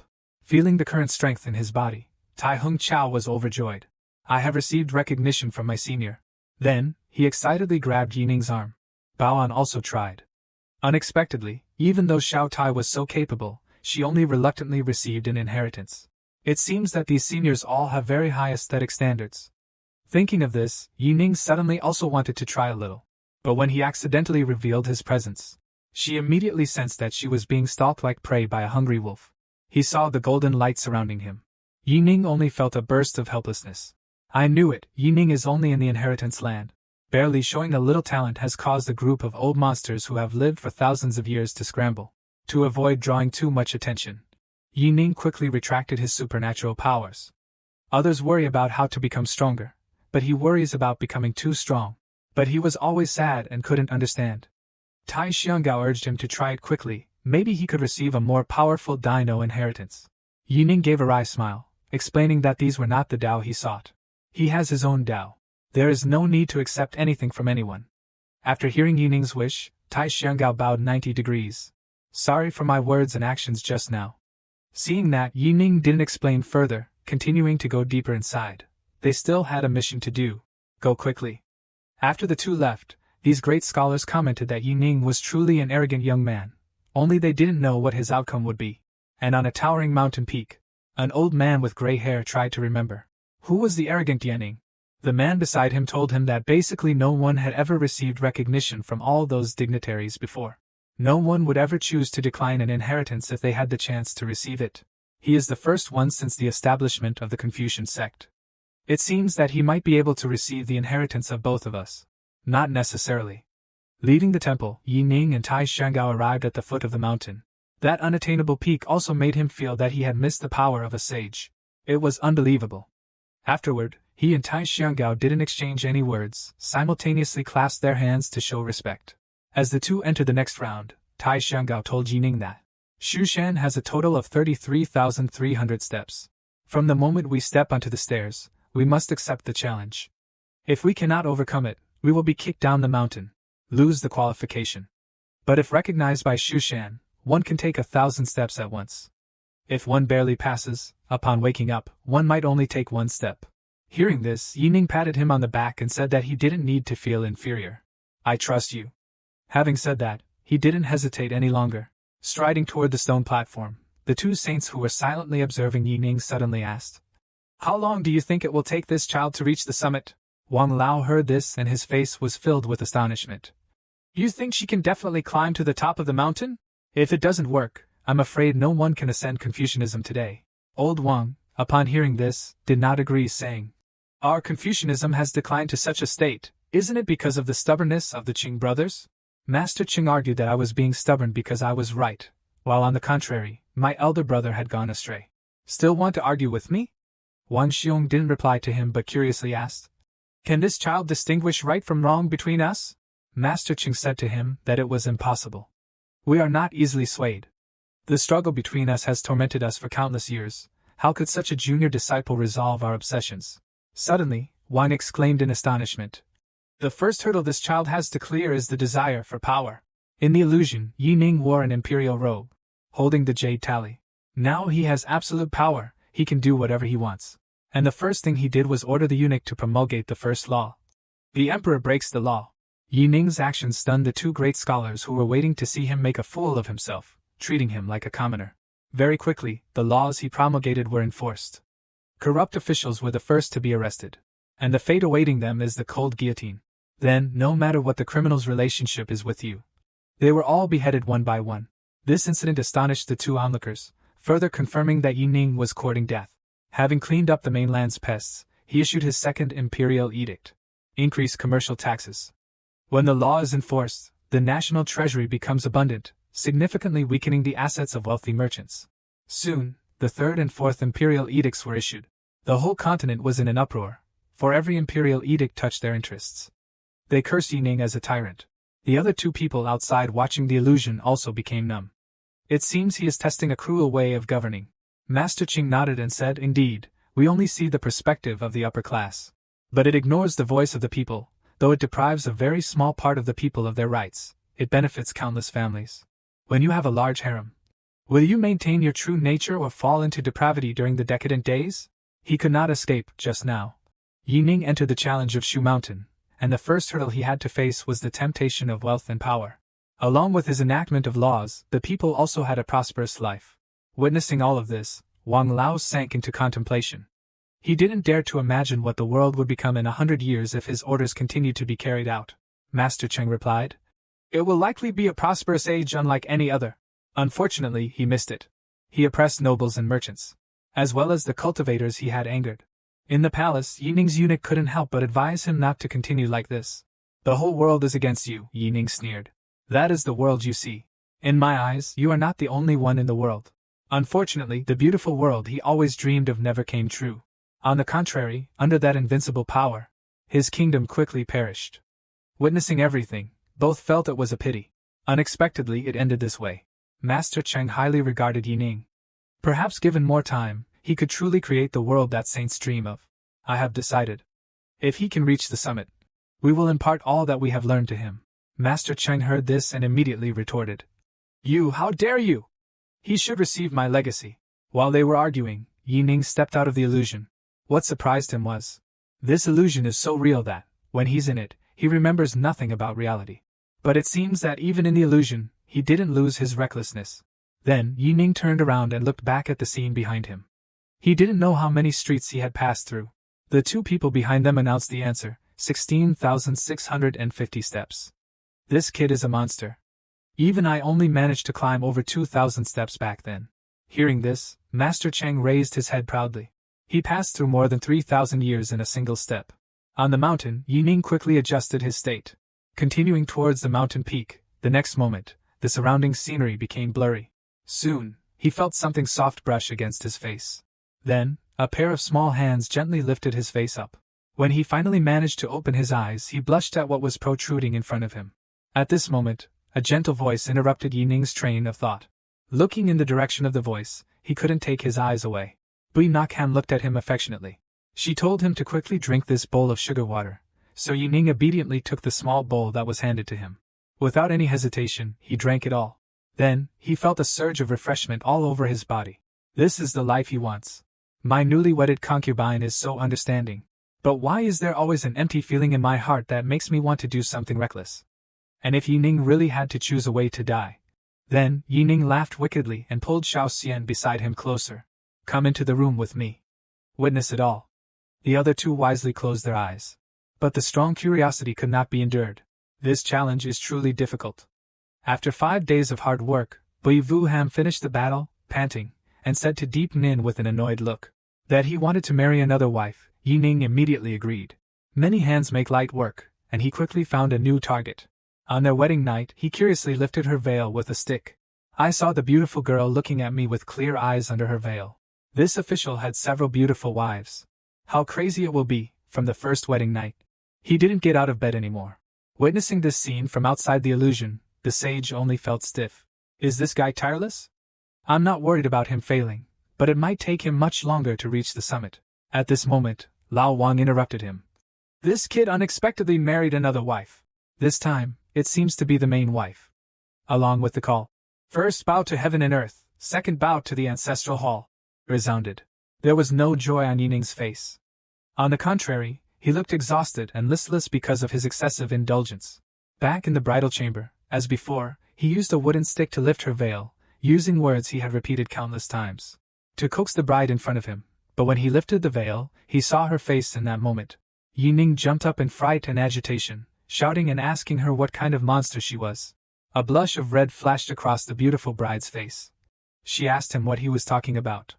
Yining had a hard time calming her down. He told her nothing was wrong. It was just a performance before the wedding night, but he couldn't help but think, his wife was so beautiful. She was of noble birth, yet why did she feel an instinctive aversion within her? Seeing that Yining hadn't moved for a while, the bride worriedly asked him if he was feeling unwell. Then, her eyes welled up with tears. Could she have done something wrong? Why are you angry, Deep Nin? She asked. I didn't mean it that way. He quickly responded. It wasn't her fault. Finally, after a few hours, he still lay on one side of the bed without moving, wondering if something was wrong with his younger brother. Even sages who witnessed everything were full of doubts. This was unlike him. After 7 days, Yining had shed his previous melancholy. Directly transcending worldly desires and pursuits right in the room, Pei Yuhan noticed Yining's unusual behavior and hurriedly asked him what was wrong. He told her that he just wanted some peace and quiet. However, Bui Vuham said with a resentful expression that they had not been intimate with him for days. Yining smiled and said to her, It's only a few days. Do you think I'm a lustful man who doesn't care about his duties? After listening, Bei Yuhan nodded expectantly, causing Yining's lips to twitch involuntarily. Finally, he still asked the question in his heart. Don't you feel that your first wife is a little unusual? Bui Nakham thought for a moment, and then replied, a well-mannered young lady. She was again beautiful and charming. Her character is also good. Hearing these words, Yining looked at the person in front of her with a little frustration. Doesn't she see that she looks like a man? Bui Vuham's face changed instantly, asking Yining if he had suffered a head injury. He told her it was probably karma. Now every time he wanted to get close to Bui Vuham, his mind flashed with her image. I, perhaps, have seen through the world. At the moment he said this, he broke the illusion and reappeared on Shushan. But the memories inside couldn't be erased. How would he face Bui Vuham in the future? However, even the most beautiful woman in the capital, Tian Tian, could not escape his clutches. Therefore, he recalled those extravagant and unrestrained people in his mind. But the moment he remembered her face, Song Mingyue, Yining immediately looked haggard. Thinking about this, he spat on the ground several times. Who the hell came up with this challenge and even included men? Fortunately, he is determined, otherwise he would be haunted for the rest of his life.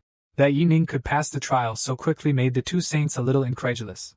But these things don't matter, as long as it's successful. With only 2 challenges successfully completed, this is truly the first time in history. Even the will of the saint was awakened by him. However, the sage did not directly reward him. Perhaps she still wants to observe his further performance. Yining, a modern man who only knew how to be reckless, only used 2 gates to overcome the challenge that countless saints had to stop. Passing through the curtain of light, he suddenly realized he had reached the mountain top. Immediately afterward, Tai Xianggao also ran out from the curtain of light. He said with a surprised look that Yining had reached the top so quickly and had completely broken Shushan's challenge.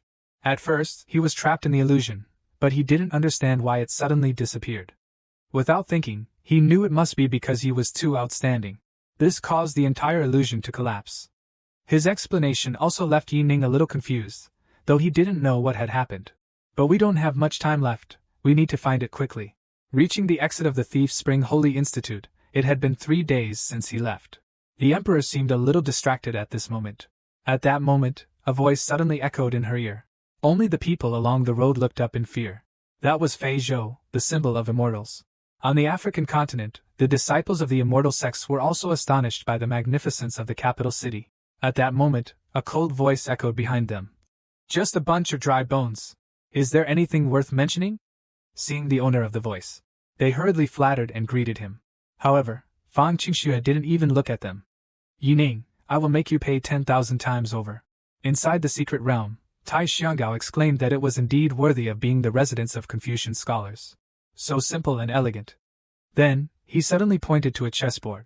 If I'm not mistaken, this must have been left by a senior. If possible, Yining immediately interrupted his delusion, saying that she was not good at this. Anyway, this thing in the previous life's martial arts novels, as long as it can be solved, can receive inheritance. Yining was absolutely untouchable. Quickly, Tai Xianggao was distracted by something else.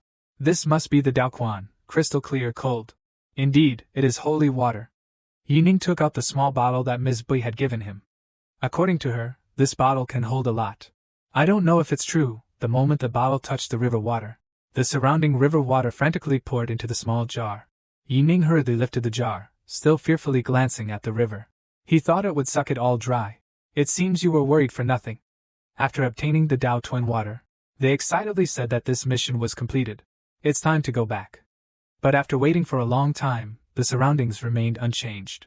They looked at each other as if they understood, and in each other's eyes, they saw a hint of confusion.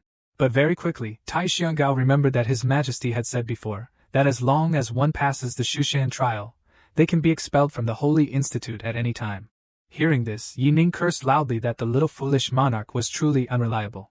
Not only did you ruin my suicide plan every time, and even dressed up as a woman in the virtual world to disrupt us. At that moment, a bamboo forest suddenly appeared in front of them. So, the two of them curiously went inside. As they ventured deeper into the bamboo forest, they discovered a colossal sword. Seeing that precious sword in a blink of an eye, Yining immediately felt something and said, "It is this sword that stopped Confucianism, isn't it?" Tai Xianggao replied, "Yes, although it was done by the immortal sect. However, in the final analysis, before the founding of the Great Zhou dynasty, Confucianism had already begun to decline, otherwise the immortal sects would not have had any opportunity." Then he asked her to go with him to a place. Upon arrival, Yining was also shocked by what she saw. This is where Chu Zi sleeps for eternity. Scholars of the world are divided into two factions. One faction valued ritual and law. One side valued quantity. But Yining said they were all trash. He was not even worthy of being called a scholar. Just now, the 8 great immortal sects appeared outside the imperial city, and demanded the emperor to hand over Yining. The emperor excused Yining's absence, saying she was occupied with important matters and unable to meet everyone. If there's anything, we can talk after the meal. Su Wei's cold voice came from the aircraft above. Your Majesty knows very well that we didn't come all this way to eat. Yining must die today. Hearing this, everyone fell silent. The emperor's supporters all looked at her. Your Majesty, what are you going to do? Bui Vuham looked gloomily at the group of immortal sects in the sky. Immortal sect is indeed good at calculation, Niu Jinshi doubted and asked. What are they calculating? Bui Wuhan told him. They could have killed him before Yining became famous. But why let Yining gradually reach the position she has today? To make him the hope of the great Zhou, because destroying their hope in front of the entire world is the scene that the immortal sect wants to see most. If Yining dies, the painstakingly gathered morale will collapse, and the great Chu will likely become a true imperial garden of the immortal sect. Under the pressure of the Xianmen, the emperor finally couldn't take it anymore and spoke up. I just want to ask one question. What makes you think you can demand my people? Startled by his defiance, Su Wei maintained her haughty demeanor. Simply because he offended the Xianmen. Is it not enough? At this moment, a calm voice replied, he is not enough. The emperor is right, the great Zhou has its own laws. What right does the immortal gate have to judge others? The old official beside him couldn't believe his ears. How did he change his personality? He wasn't like this before. Then, one by one, the former officials who always obeyed the Xianmen all stood up and unanimously supported the emperor's decision. Lu Jin, who had always concealed his talent, decided to show it. He no longer needed to hold back in today's situation. This incident also surprised Bui Vuham. No matter how carefully the Xianmen planned, they probably didn't expect this. The changes that Yining brought about. On the other hand, Yining stared intently at the stone tablet in front of her, lost in thought. This is the special place you were talking about? Tai Xianggao replied. That's right. Because this place is the true origin of Confucianism's decline. Following his finger, Yining saw the stone tablets bound by iron chains. He explained, these are the shackles of taboo that confine thought, and the emergence of these shackles is also due to the two opposing ideas that once prevailed in Confucianism. Confucian disciples, clinging to these two opposing ideas, were unable to unite amongst themselves. Over time, Confucianism declined to its current state. They had a God's eye view of their conversation. Also had no intention of self-criticism, but also mocked each other. The path they have always followed is wrong. It's impossible to make the other party agree with you. The two of them were struggling, while Yining asked Tai Xianggao what those two ideologies were. He told you to look at the inscriptions on the stone tablets. Here, each tablet records the insights or spirit of a sage. These two steels are dedicated to two venerated scholars, Xing Fuzi and Wang Xianqing. But Yining saw two smooth stone tablets. Tai Xianggao sensed his suspicion and took the initiative to explain to him. They lived in the same era. Each person should have their own style. Cheng Fuzi valued ritual and law, while Wang Xianqing advocated for the strength and spirit of the people. These two ideologies are extremely conflicting, yet each of them has achieved great success. Therefore, the readers of the world were divided into two factions. At the same time, Confucianism began to decline. And because there was no clear winner, even after losing two saints, they refused to have their names inscribed on the stone tablet.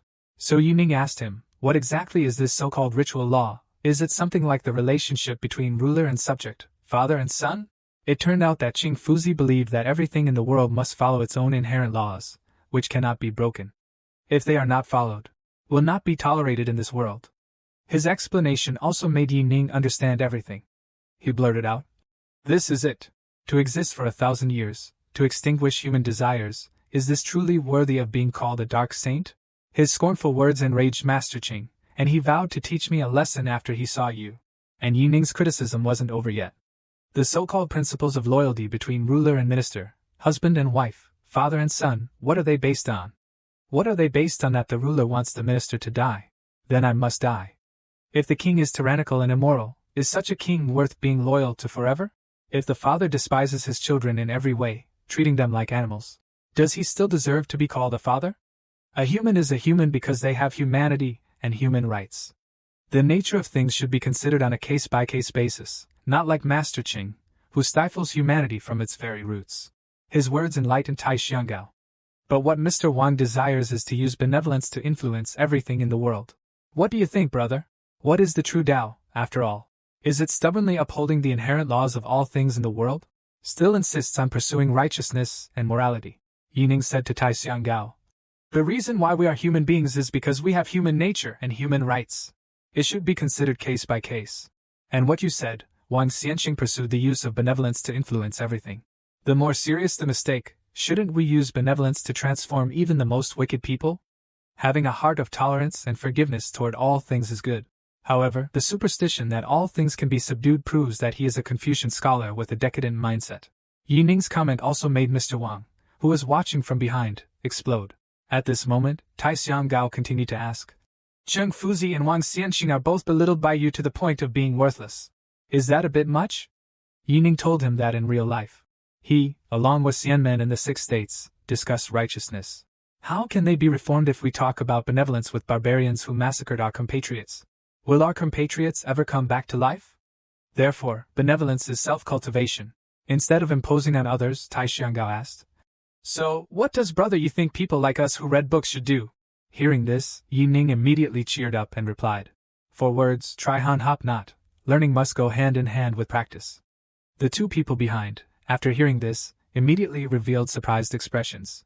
Although there are only 4 words, why do I feel that the meaning of each word is extremely profound? It seems we see a path neither you nor I have ever considered. But these 4 short words. This caused the Confucianism's eternal hatred to change. However, Tai Xianggao completely ignored it and continued to question Yining about how to explain these 4 words.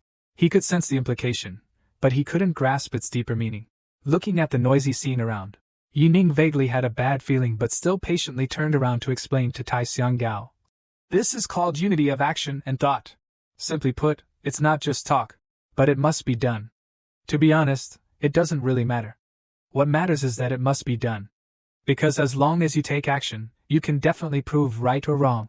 A great person once said, practice is the sole criterion for testing truth. Some people who read books see reading as the sole purpose of their life, but they fail to understand that knowledge is also a tool for achieving ideals.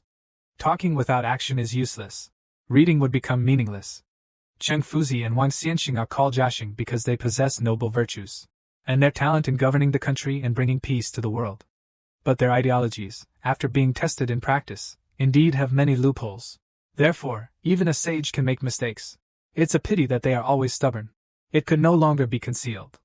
Tai Xianggao lowered his head in thought after hearing this. If reading books was to achieve one's ideals, so what is my ideal? At this moment, Yining asked him back what he reads books for. He nervously scratched his head. He answered me that he was loyal to the country and loved the people, but quickly denied his own words. This statement itself is very empty. Could it be that he has been reading books for so many years? It was just because of this cliched saying, even the 2 archangels behind him fell silent. Now I really want to know, what is this kid reading for? Tai Xianggao suddenly asked. I read books for what? His words made Yining silent for a moment. An image of the Xianmen controlling the dynasty flashed through his mind, and the common people. Thinking of this, he already has her in his heart. Immediately, Yining reached out and touched the stone tablet beside him. He establishes his mind for the sake of heaven and earth, his destiny for the sake of the people, and continues the ultimate learning for the sake of the sages of the past. For the sake of peace for generations to come, the moment his words ceased, the entire sacred ground began to tremble violently. Immediately after, the stone tablet in front of him suddenly shattered. This is an unbreakable shackle.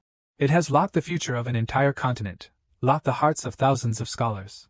And Yining's appearance broke this dormant chain of 1,000 years. Just now, he had revealed his hidden belief.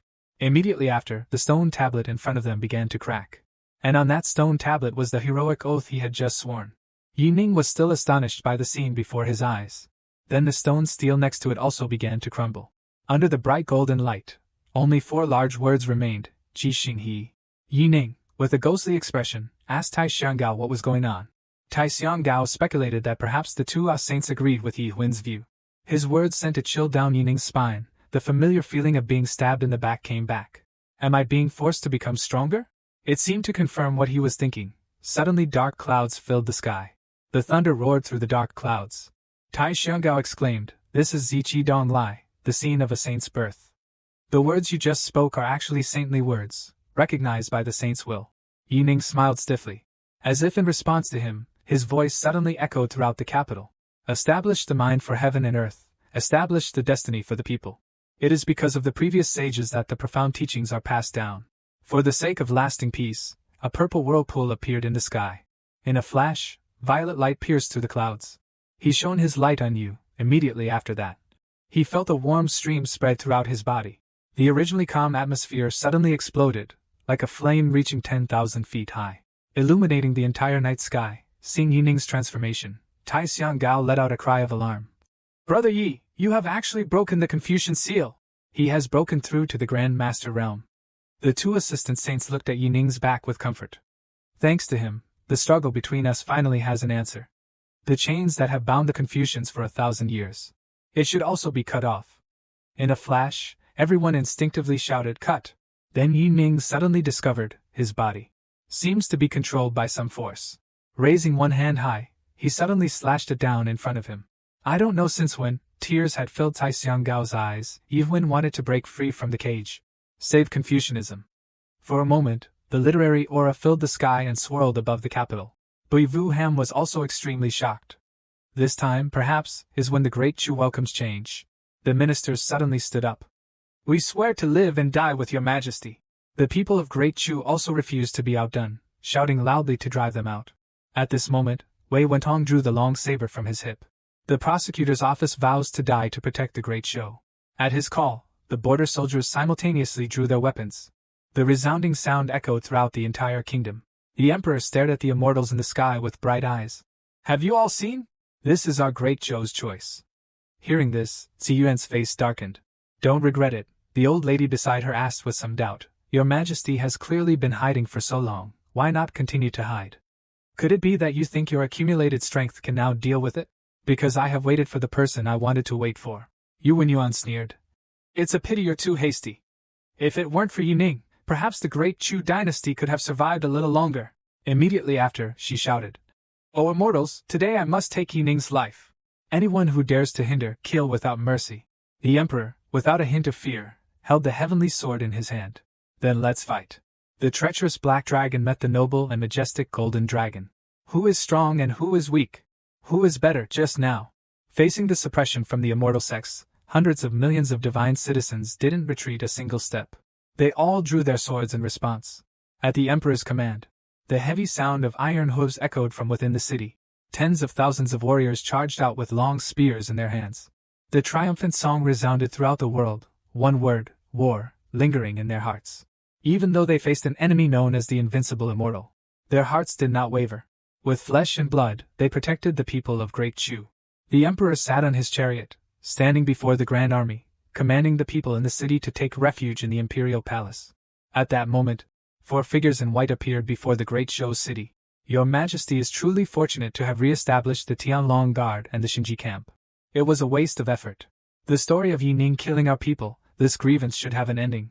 The emperor saw the people behind him, his face serious. Unexpectedly, it was the 4 immortals of Yuhua.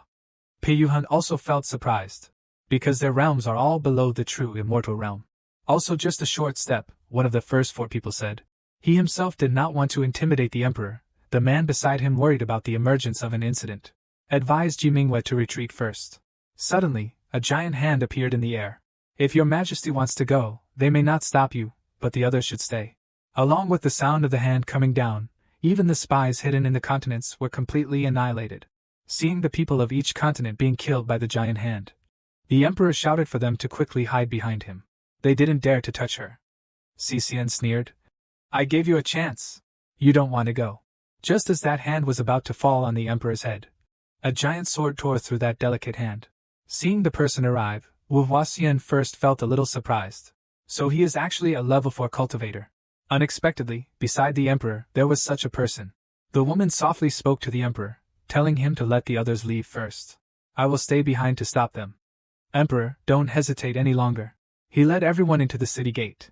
Then, she looked somewhat anxiously towards the battling figure. 4 people quickly surrounded the woman.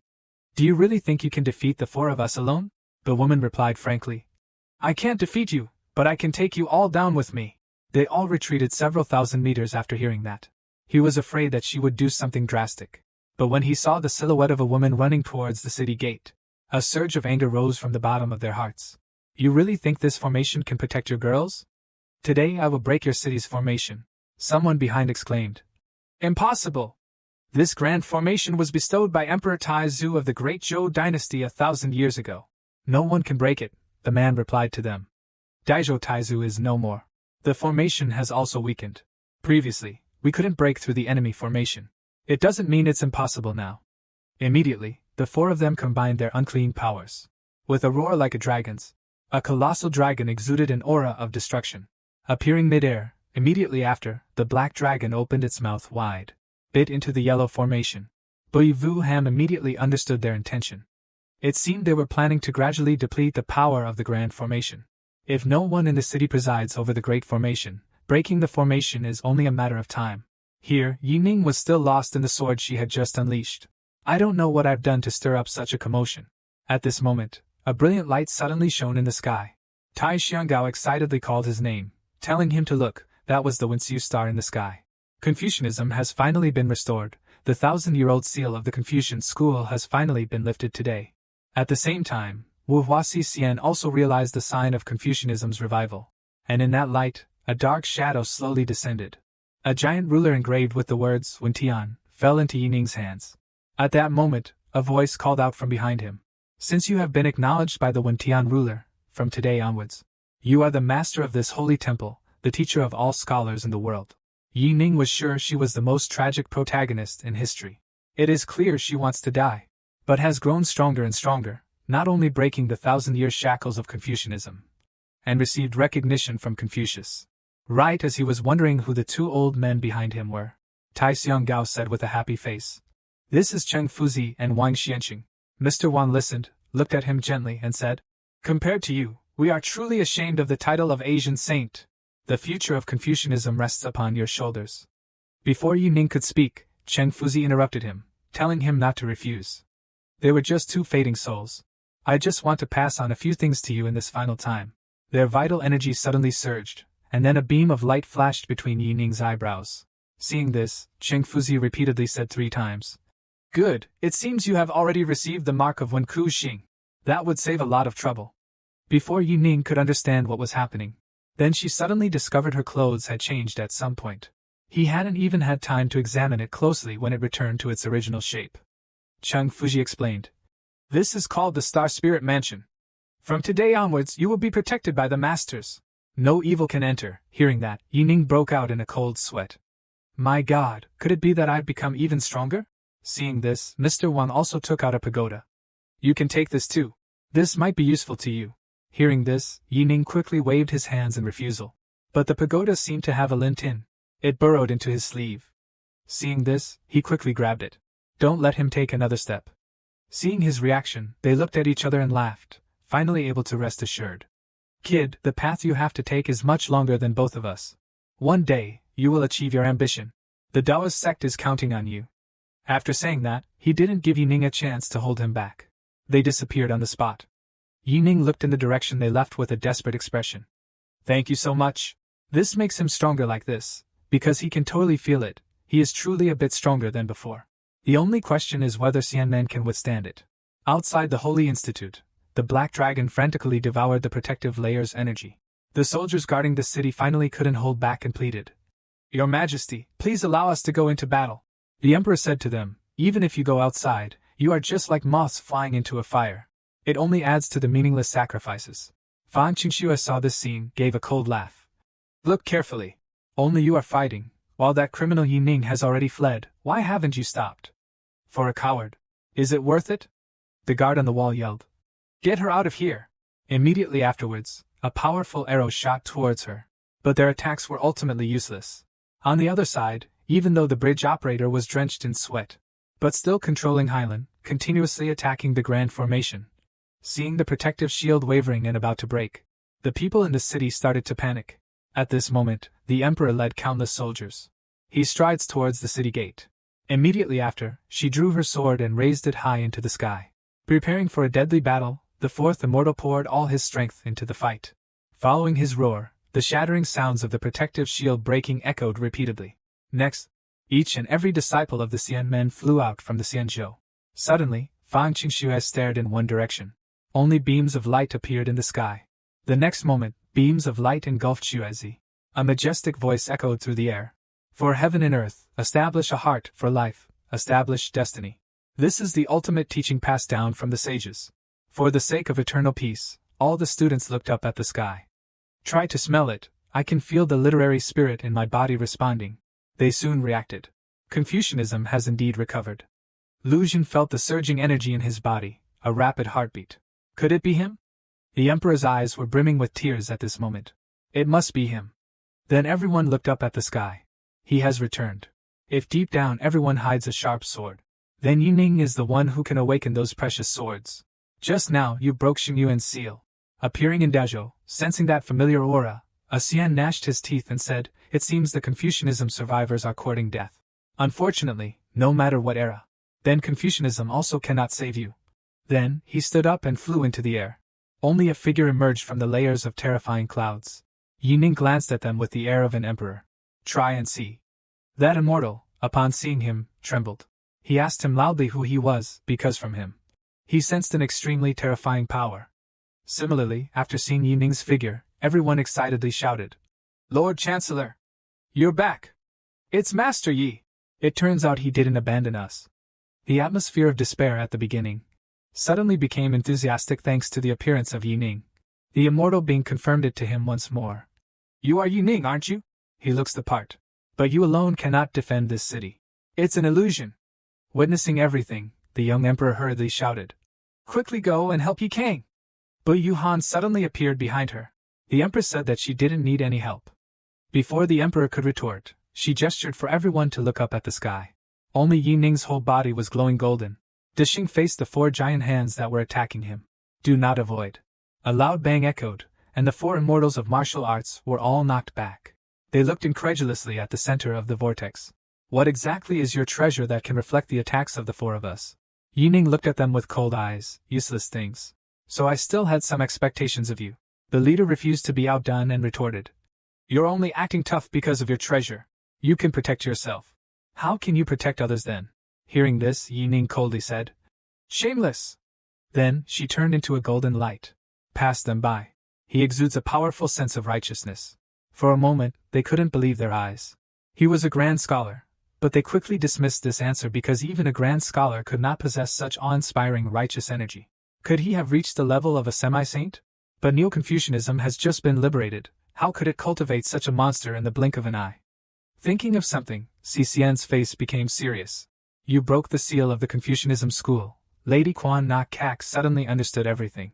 During his disappearance, he went to the holy temple. Jealousy flooded Fang Qingxue's mind. She was just a lowly ant. How could he go back on his word? Then the old woman turned and walked away. "We alone are probably powerless. All immortal sects, retreat now." As the immortal sects left one after another, a man stepped forward and asked the 4 immortals to withdraw as well. Though they were not reconciled, they still snorted coldly and said, "Just you wait. He will deal with you soon." But Yining didn't intend to let them leave. He stood in front of them, blocking their way. "If you want to come, come. If you want to go, then go. Where do you think you are?" The man sneered. "Does Yining not know the immensity of heaven and earth? You alone want to keep me here?" Yining didn't respond to his provocation, but instead condensed in his hand into a brilliant golden light. The leader suddenly understood what he wanted to do. His face showed terror. In the next moment, as his arm rose, a 10,000-meter giant sword appeared behind him. Seeing that, the leader no longer hesitated. Shouted at the others to leave quickly. But before they could act, they were grabbed by gleaming golden arms. 10 years sharpening a sword, its blade has never been tested. Today it is used to kill the king. Along with the verses Yining recited, all the swords in everyone's hands hummed with joy. The swords, imbued with qi, sprang from their scabbards in unison. Fly into the air, gather beside him. Tens of thousands of sharp swords have gathered. Blue light flashed in his eyes. Everyone has their own grievances. Everyone has a reason to live. But even if you are not afraid of death, so he must have found something more important than his life. Those who once stood at the pinnacle of this world, when sensing the threat of death, he could not control his body either, revealing the cowardice hidden deep inside. After regaining his composure, the leader questioned whether Yining really dared to kill them. His arrogant expression also made Yining feel angry. Is there anything I dare not do? Yi Ning swung his sword towards them, but they blocked it with their strong internal energy. Sensing that terrifying power, the leader shouted in terror. We are elders of the Hua men. If you kill us, you will be hunted relentlessly. You and I have no grudge. It's better to just leave it as it is. Hearing this, Yi Ning had no intention of stopping. He said coldly, We have no grievances. So, who are those who died under your hands? Then who should they seek justice from? Seeing the bodies scattered on the ground, the leader replied, They are just a few mortals. What does it matter? Before he could finish his sentence, Yi Ning's flaming sword was already unsheathed. Has slashed their bodies apart. In the moment their bodies were destroyed, they were utterly terrified. Tried to control his spirit. Frantically running everywhere, Yi Ning watched them flee. Flicking his hand, he shot out 4 golden rays of light. In a blink, golden light pierced their souls. Completely extinguished their hopes of revival. This action also made the surviving immortals feel puzzled. But Yi Ning did not stop there, but looked toward the cultivators who were fleeing into the distance. The next moment, he teleported in front of them, his arm raised once again. Everyone stay here. Seeing that, the frightened cultivators fled in all directions.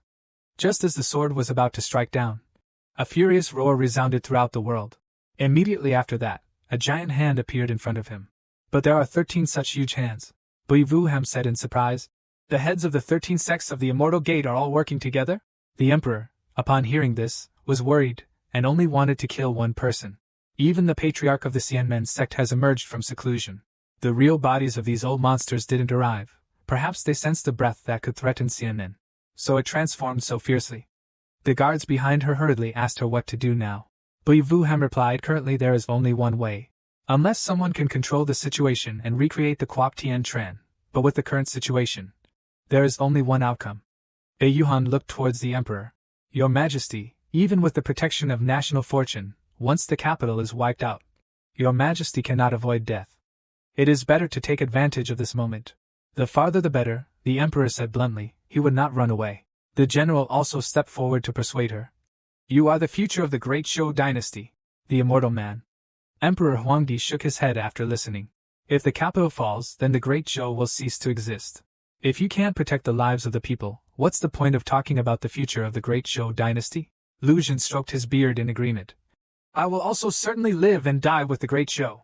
The soldiers in the rear raised their weapons, fighting for their country. We share the same fate, facing hardships together. Afterwards, the emperor looked at Bui Vuham. You and the great Chu have no connection. Go quickly. Hearing this, Bei Yuhan pointed to the sky. You tell me why he doesn't seem to be in a hurry, but seems very confident. Looking at the giant monster appearing in front of him, killing 13 more. This city still has thousands upon thousands of lives. Shushan, I can't stand by and watch you destroy it like this. Seeing his action, their eyes were full of disbelief. Could he have become the commander? The next moment, Yi Ning clenched his fists and said indifferently, It is you who should be destroyed. You said that immortals are the only truth in this world. Then I will show you what it means to be the one who can conquer heaven. Lao No saw the disdainful look on Yi Ning's face. I can't believe it. He was the one presiding over the formation. What else was this scourge hiding from the world?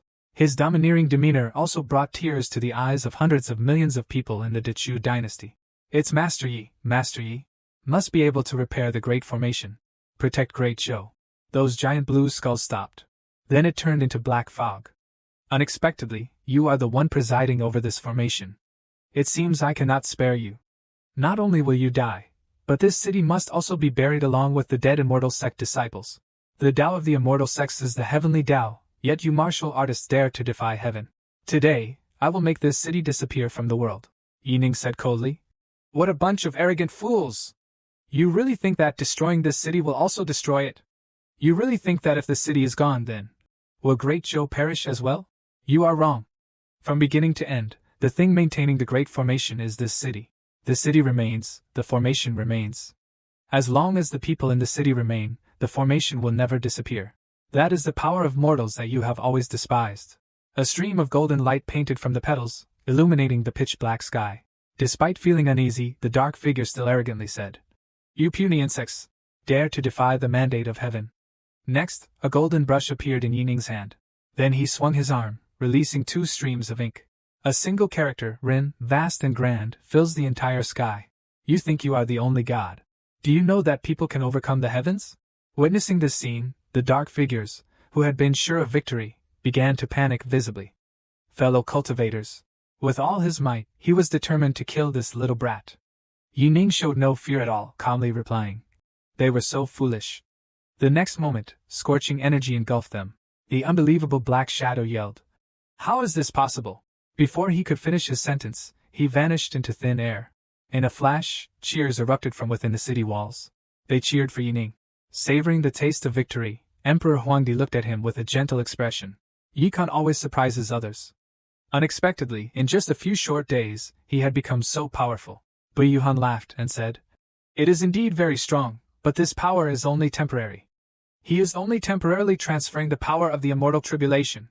It is due to his own efforts that he has become stronger. His current power originates from this fortress. If he leaves this fortress, he will not be as strong as he is now. But this power seems a little different from the power of Jinjiesian. I can't quite see through this point. Because the Great Formation just now was not the immortal tribulation formation, but the human realm Great Formation condensed with 2/10 of the human Tao power. It is a grand formation formed by the convergence of individual strength into a unified whole.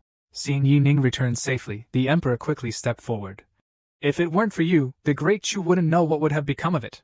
Hearing this, he turned around, smiling gently at her. Your Majesty is exaggerating. This is what I should do. And then, he looked towards the great formation that was almost destroyed by Xianmen. Then, Yining raised his hand, gathering a stream of energy. In a blink of an eye, all the power of the Imperial Palace converged into one point.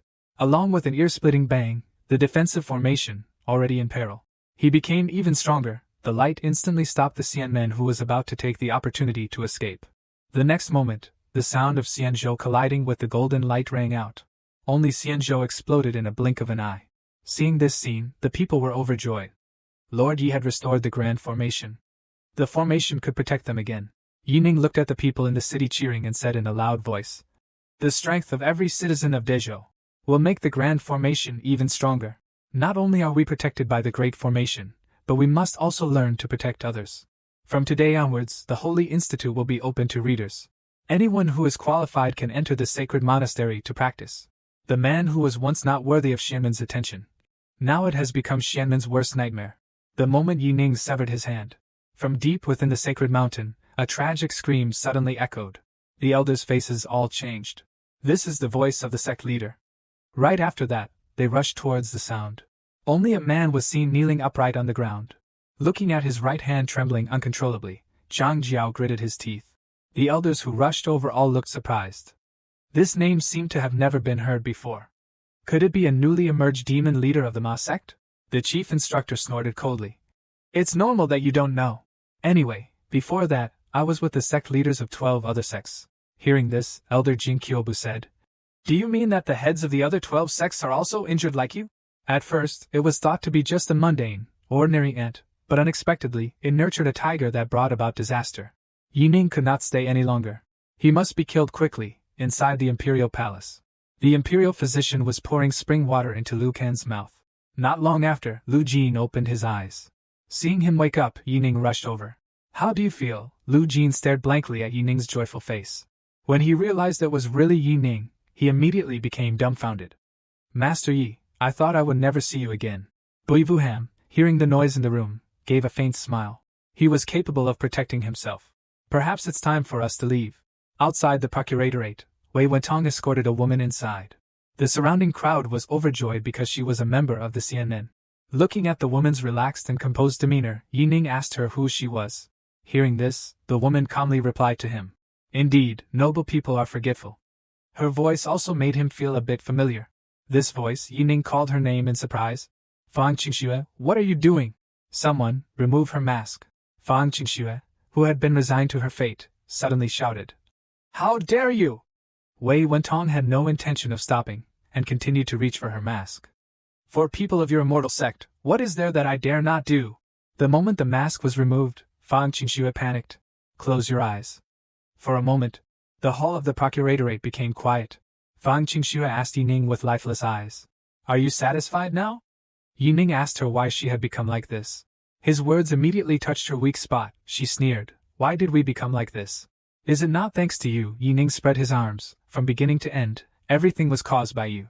What does it have to do with me? Her voice became angry. Yining, you dare to do it but not to admit it. Following Bui Vuham, she walked in with a smile on her face and told her that he was not the one who cast the spell. But it's me. Immediately after, she approached Fang Qingxue, sneered. Not bad. It seems. My spell has improved again. Hearing this, Fang Qingxue couldn't help but explode completely. Seeing that, Bui Vuham controlled her with just one finger, reminding her that if she got angry, she would become even uglier. Fang Qingxue helplessly asked her why she was treating her this way. Clearly she and she had never known each other before. Hearing that, Bui Vuhan's face immediately turned gloomy. When the Xian men slaughtered the Mo men, the people you never knew. Have you ever thought that way? At this moment, Fang Qingxue also understood. You are a female demon. Then she bowed her head. Finally, let me die clearly. Yining, give me a quick death. We know you hate us, but before we die, can you help us lift the curse? Her words also surprised Yining. Previously, he had only heard that heads could be severed. Blood may flow, but hairstyle can't be messed up. Unexpectedly, I encountered a guy who cares about appearances today. At this moment, Beiyuhan lifted her chin and said, We won't let Yining kill you. Of course, I won't help you break the curse. Then, Bui Vuham smiled at Lord Yi. Shall we make a deal? Ma too is captivating. She was again moved by Yining just because he gave her a small golden tower. Seeing Bui Vuham smiling, Yining asked her what she wanted to do, and Bui Vuham told him. Just give Fang Qingxue to her. He will give you 4 treasures. Hearing this, Yining happily asked her to show him the treasures. Immediately after, 4 burly men were thrown in front of him. Seeing this, a twitch appeared at Yining's lips. Although it's said that having elders in the family is like having a treasure. But she didn't have to give me 4 old men though. Fang Qingxue suddenly exclaimed. They are the 4 elders of the Fentian Valley. Bui Vuham smiled slightly. Yes, it was them who plotted against me back then. Take me to Jingqing. In that battle, the 12 guardians died protecting me. If it weren't for you, perhaps I have too, because they dared to harm me. So, naturally, I had to reciprocate. These 4 old men, I have taken their souls. Turned into a puppet. Then she smiled and asked Yining if he wanted to reconsider. Absolutely only words, no holes. Yining looked helplessly at the 4 old men in front of her. The 4 of them were plotting to harm her. It's deserved to be avenged, but these 4 people are already dead and have been turned into puppets. Is it really appropriate?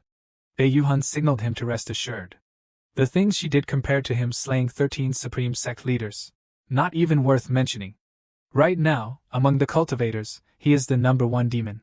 I can only rank 2nd at most. Hearing her say that, Yining could be considered to have tacitly agreed with her words, but with his current abilities. Actually, there's no need for these 4 people to protect her /him/me. Bui Vuham told Deepnin that they were refined into puppets, and their cultivation had fallen from the Tianshu realm to the Tianming realm. Being a bodyguard is really not enough. But they also have another function, which is the 3 yang true law cultivated by the Fentian Valley. Prosecutors, if you want to cultivate, what better way to temper your will than with fire seeds? Even Yining had heard of Feng Tianwu, but with Miss Bei's personality, why would she go to such lengths to? This helps the procuratorate, this friendship.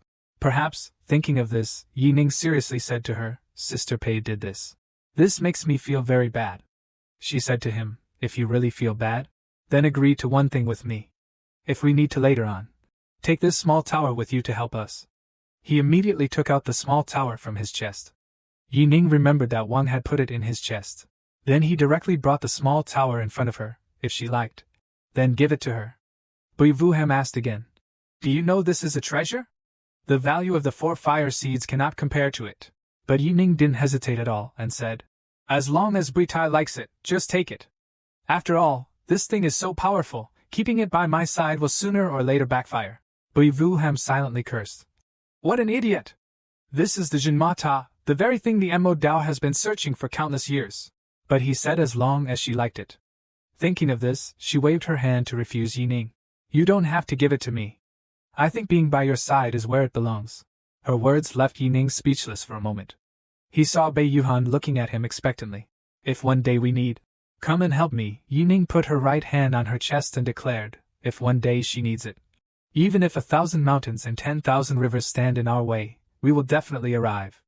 Perhaps it is good to part ways like this. This farewell suits Bui Vuham. Niu Jinsi stroked her head and mumbled. Why do I feel that Bui Bai is strange today?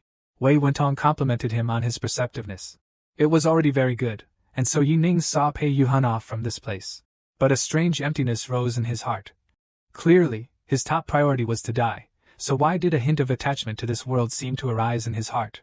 But he quickly regained his resolve, for even if he became the Heavenly Emperor, he could still return to see Bi Wuham. Moreover, finding Chit is simpler now. After all, through this battle, the great Zhou dynasty severed all ties with the immortal sects, becoming the center of Confucianism. Since Yining broke the shackles of Confucianism, countless students, one after another, joined the gate of the procuratorate. This prosperity also caused Wu Sanxi and his followers a headache. In just a few short days, thousands of martial artists of royal lineage had appeared to serve under Master Yi. This also made the 3 core members, who also came from the imperial family. Under pressure, Tai Xianggao excitedly ran over after hearing the news. The disciples came to join the Confucian sect. Everyone is elite. And in front of Yining, dozens of men looked at him with admiration. Confucianism revived, yet it has awakened 8 great figures. Such talents? It can't be wasted. Yining asked them if they agreed to go to the holy temple to study. The others excitedly exclaimed, "We are willing!" The next day, on his way to the court, Yining asked about Lao Lu's recovery, and he told him that he was fine. At the same time, "Thank you for saving my life." Yining smiled and said, "He also saved your life once. Friends don't need to be polite. Anyway, to someone who can use their own life to save someone else's life. So what's this tiny bit of kindness worth?" Arriving at the grand hall, the emperor excitedly called out Yining's name. Yining sighed helplessly. He had considered everything, but who would have thought this guy would be a wise ruler? No wonder he risked his life to protect him from the start. That infamous traitor is actually the most loyal official. Just as Yining felt helpless about this, then a clear voice interrupted, "My face was looking at you. It seems she doesn't want to see me much." Hearing this, Yining looked in the direction of the voice and saw Xiao Xianxian smiling at him. "Sir Yi, it's been a long time." Seeing this, Yining scolded her as a terrible woman. "Even you deceived me?" The emperor immediately stepped forward to mediate.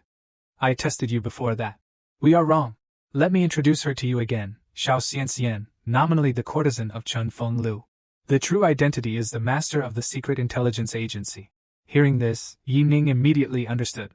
It turned out to be an intelligence organization. "No wonder you are so good at deceiving people." Then he went in front of her and questioned her. "Do you have anything else to hide from me?" Xiao Tiantian replied, "No." But as Yining turned to leave, she thought to herself, "What should I consider it to be?" It turned out that earlier, Xiao Qianqian had ordered Xianxian to withdraw from Yining's place because he was now very strong. Always obeying orders is paramount, Xianxian. For the first time, she had a rebellious thought and seriously replied. She wanted to stay by Yining's side. Before Xiao Tiantian could answer, Xianxian knelt directly in front of her, pleading with her to keep this secret, so that she could stay by Yining's side as a mute girl. Her words also touched Xiao Tiantian's heart. She sighed softly. "I understand. From today onwards, there will be no Xianxian in me Daisy anymore." Thinking of this, Xiao Tiantian couldn't help but sigh. Lu Zhen comforted her. "Don't worry, Master Yi is just straightforward. He won't mind this," Xiao Tiantian replied. "I am not worried about that. Right now, the situation in the Great Chu is becoming increasingly prosperous, and Yining has also become one of the most important people in the Great Chu. Therefore, how to protect him became a difficult problem." Lu Zhen replied, "The capital has a world-renowned protective formation, so who can threaten it?" Xiao Tiantian asked back. "What if we leave the capital?" Lu Chan was about to retort, but she immediately froze in place. Her face was filled with surprise as she looked at Yining's back. A month later, as her life became more and more leisurely, Yining began to feel restless. "Is there any other way for me to die if this keeps going on? I need to come up with a reason to leave the city, but what kind of reason?" At this moment, a horse galloped outside the capital. A man in military uniform holding a paper in his hand shouted Bingzhou emergency report. Only for the sake of serving the great Zhou emperor. She couldn't help but be moved by Yining. But she didn't know that Yining also had special feelings for her. But these boring days made Yining restless. He's always thinking about how to kill himself. When he thought that these boring days will continue to last, an urgent telegram from the border arrived. It turned out that Bin Chao suffered from a drought for no reason. The Grand Diviner reported in some panic. "Your Majesty, according to the divination, Bingzhou shouldn't be experiencing this drought this year. The god has divined many times. The result was the same." The emperor did not reprimand him, but instead ordered Li Bin, the minister of the Ministry of Households, to assume the post of censor. Concentrate on food and supplies. He urgently went to Bin Chao to provide relief. A few days later, a soldier reported to the emperor that the provisions dispatched to Bin Chao had been robbed by bandits along the way. The emperor immediately stood up. What bandit dares to rob the imperial commissioner's grain, and even has the power to wipe out the entire grain transport army? Lu Xun said to the emperor. I'm afraid the matter is not that simple. According to the information the emperor received, the drought situation in Bingzhou is not only severe, but the food reserves are also critically low. The prefecture was powerless in providing disaster relief, and many counties were also filled with refugees. The emperor's face darkened. Last year, Bingzhou received a lot of relief supplies due to the drought, and they should still have some in stock. Thinking of this, Yu Kai gripped the Heavenly Sun sword tightly in his hand. The Minister of Revenue was appointed to bring this sword and personally act as the Imperial Commissioner, increasing the size of the transport force by 10 times. 10 days later, news of the Minister of Revenue's death reached the Imperial Palace.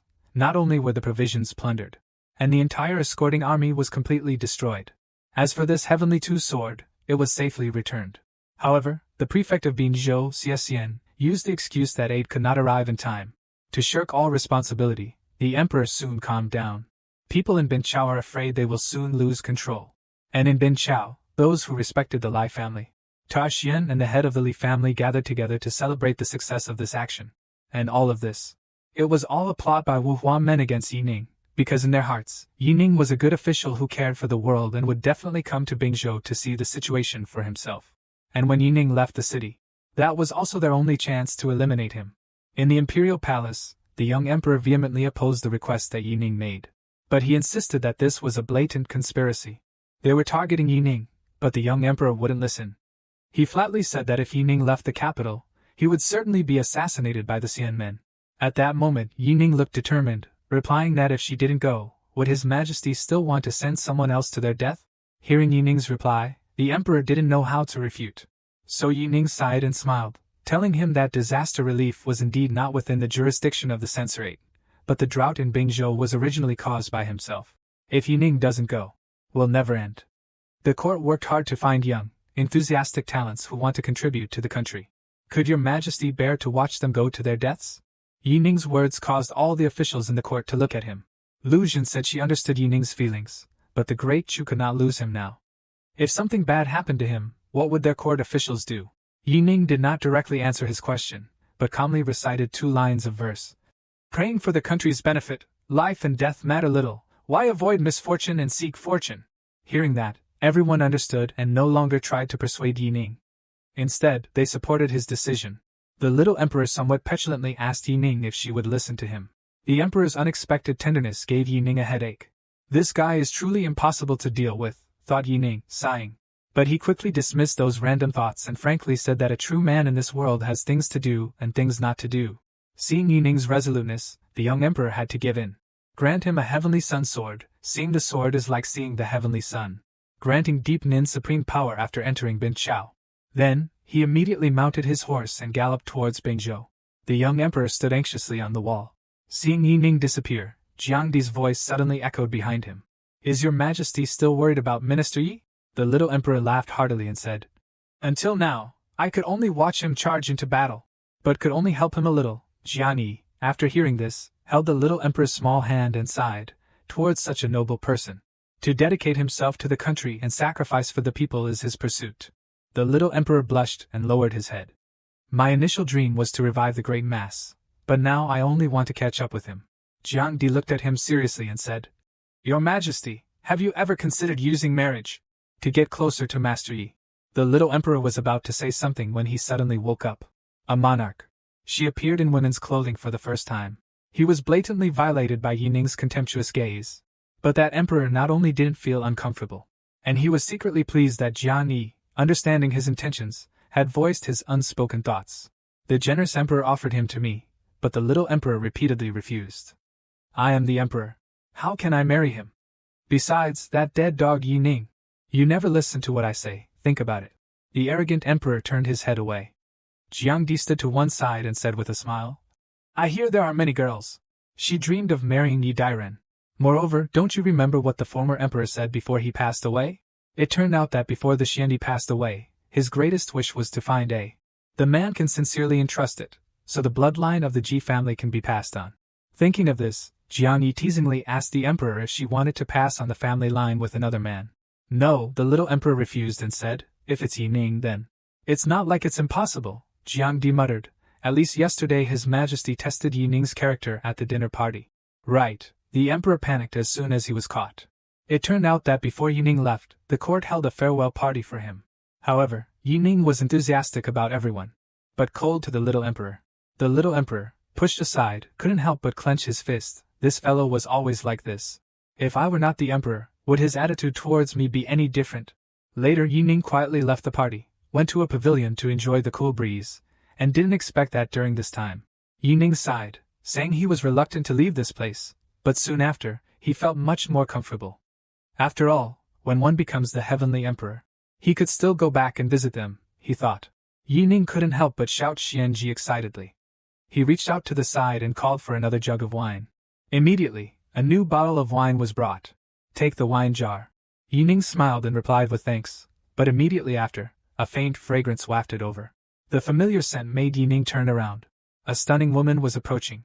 In a flash, Yi Ning was captivated by the woman's beauty. Noticing Deep Ning's wolfish gaze, the emperor asked softly, "How long do you want to keep looking?" Yi Ning quickly apologized to the girl in front of him. And he thought to himself, this is not his fault, it's only because she is too beautiful. Moreover, his scent still lingers on me. Knowing who it was, Yi Ning felt a pang of jealousy and cursed. The young woman in front of him, the Kahuang Tianzi, tried to suppress her anger and sternly asked Yi Ning why he had cursed the emperor. Yi Ning then said to her, because he had always thought of him as a tyrant, and he was used to scolding him. Unable to fix it for a while, the emperor shamefully asked Yi Ning if he had acknowledged the current majesty. Why do you repeatedly confront him? Her words made Yi Ning fall silent for a moment. He couldn't tell her the whole story because that bastard emperor kept stabbing him in the back, stopping him from becoming the heavenly emperor? Then, Yi Ning slowly walked away while talking to her.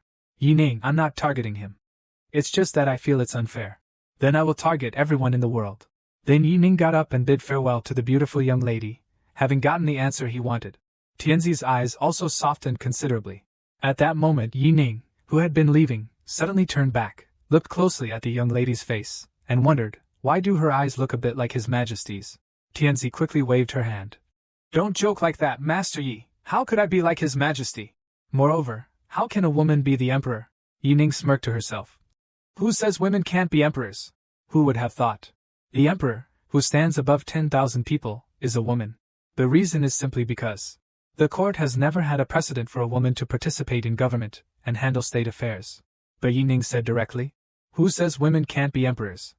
His words touched the young emperor's heart. She looked at Yi Ning seriously. So, does Yi Darin think women can be emperors too? Yi Ning nodded and said to her, as long as one has talent and virtue, and ideals, regardless of gender, they can become a wise ruler. The so-called divine right of kings is just a fabrication of the rulers to ensure their legitimacy. Governing a country is like cooking a small dish. As an emperor, one only needs to ask oneself if their heart is clear and their conscience is clean. Be responsible to the world. That's the wise ruler.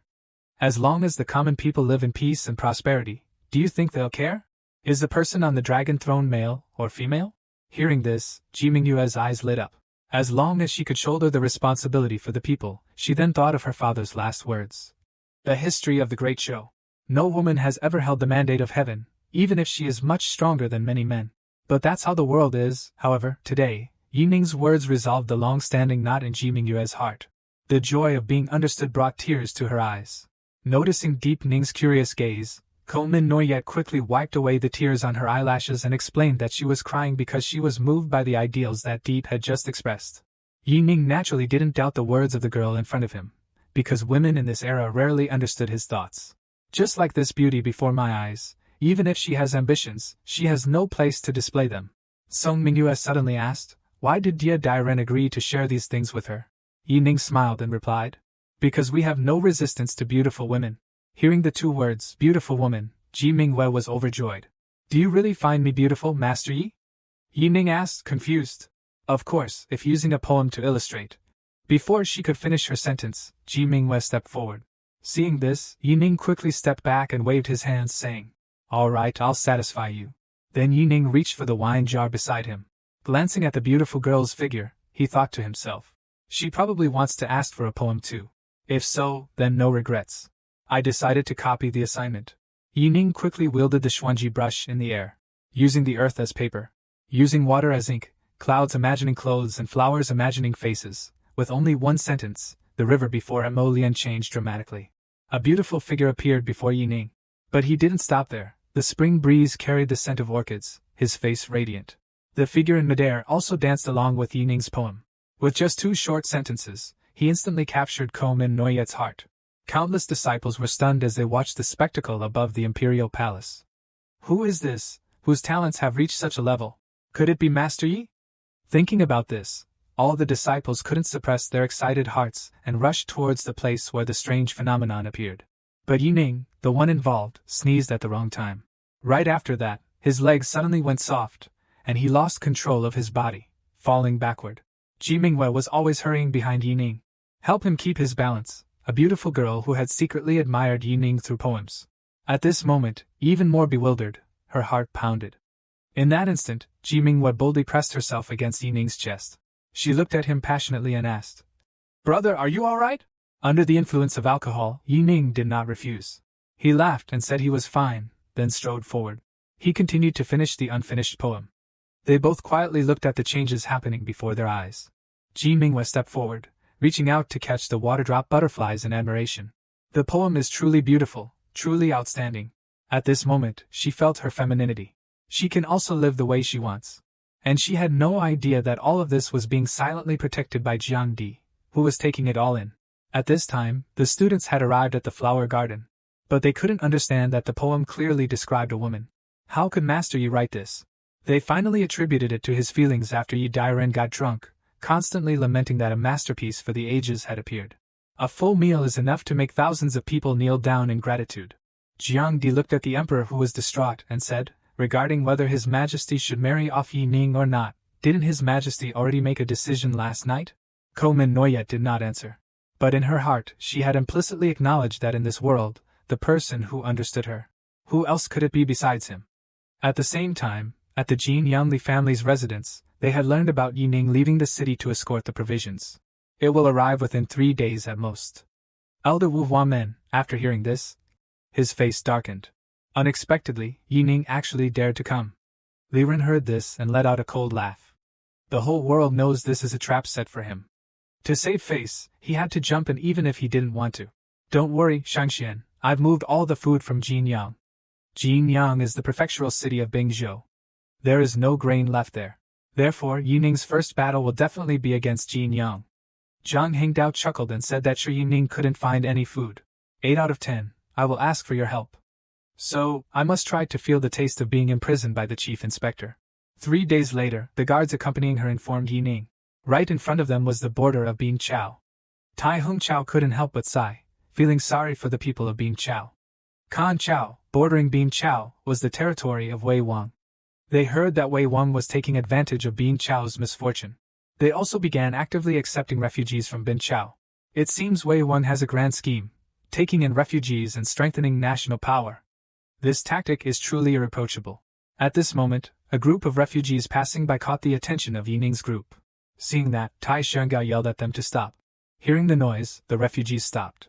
He is an official, Tai Hung Chao reminded them. If they continue to move forward, they will enter the territory of the Wei state. Stop it! A ragged man among the refugees yelled. You dogs of officials, why are you stopping us? Don't you want us to go to Wei? Do you want us to stay here and starve? It's obvious that there are food supplies in the Bingzhou granary, but refuse to provide relief. Seeing this, the corrupt official, Yining, approached and comforted Tai Xianggao, who was agitated, whispering, "Let me handle this," said Yining, stepping forward to ask the suffering victims how long it had been since they last had a meal. A farmer respectfully replied, "We have been traveling for 3 days, eating tree bark and grass roots along the way. We've eaten it all," a boy next to her added, "if you don't leave here. We have no choice but to eat dirt." Hearing this, Yining sighed inwardly, having made up his mind. Faith? Li Jia and then Wu Huamen, do they disregard the lives of the common people for their own personal gain? Yening, I remember you all. Then he turned around and said to the guards behind him, "Stop here and set up camp. Build a fire and cook some food." He distributed porridge to the people and took out dried food. Each person will be given an additional 3 days' worth of rations. Hearing this, the old man and the group of victims asked in disbelief, his voice choked with emotion. Do you really want to give us food? Yining replied. Of course. I was sent by the Imperial Court for disaster relief. After listening, the refugees cried and shouted that they finally had food to eat.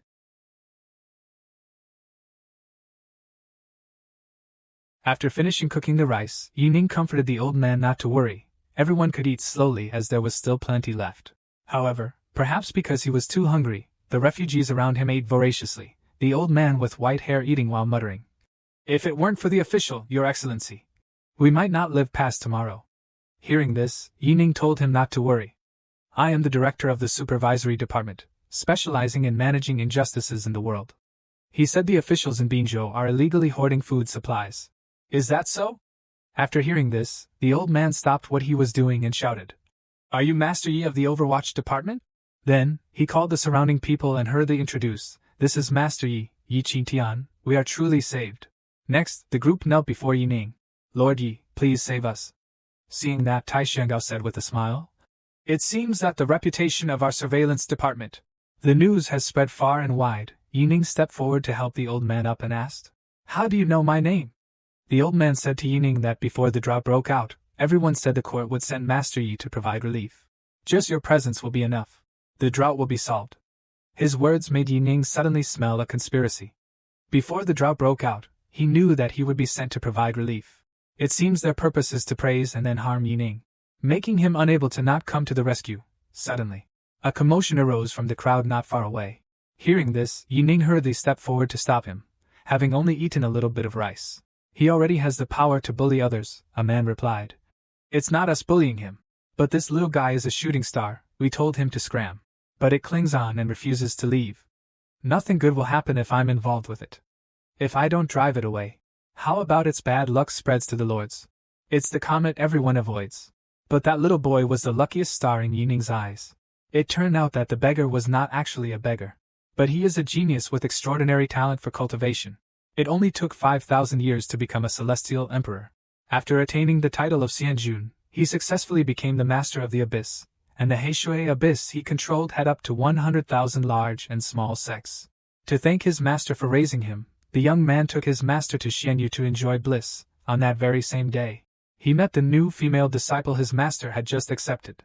And their names are also a perfect match, thanks to this miraculous fate. Their relationship quickly blossomed. But not long after, bad news arrived. His beloved master was nearing the end of his life. To search for heavenly treasures for his master and lover, this young man ventured into countless terrifying forbidden zones. Despite being severely injured and repeatedly near death, he never hesitated. On the contrary, he became even more determined.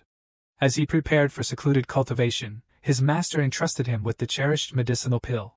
But this time, the retreat made his inner demons surge. Not only did his injuries not improve, but it became even heavier. At the same time, his master and enro rushed into the place where he was in seclusion.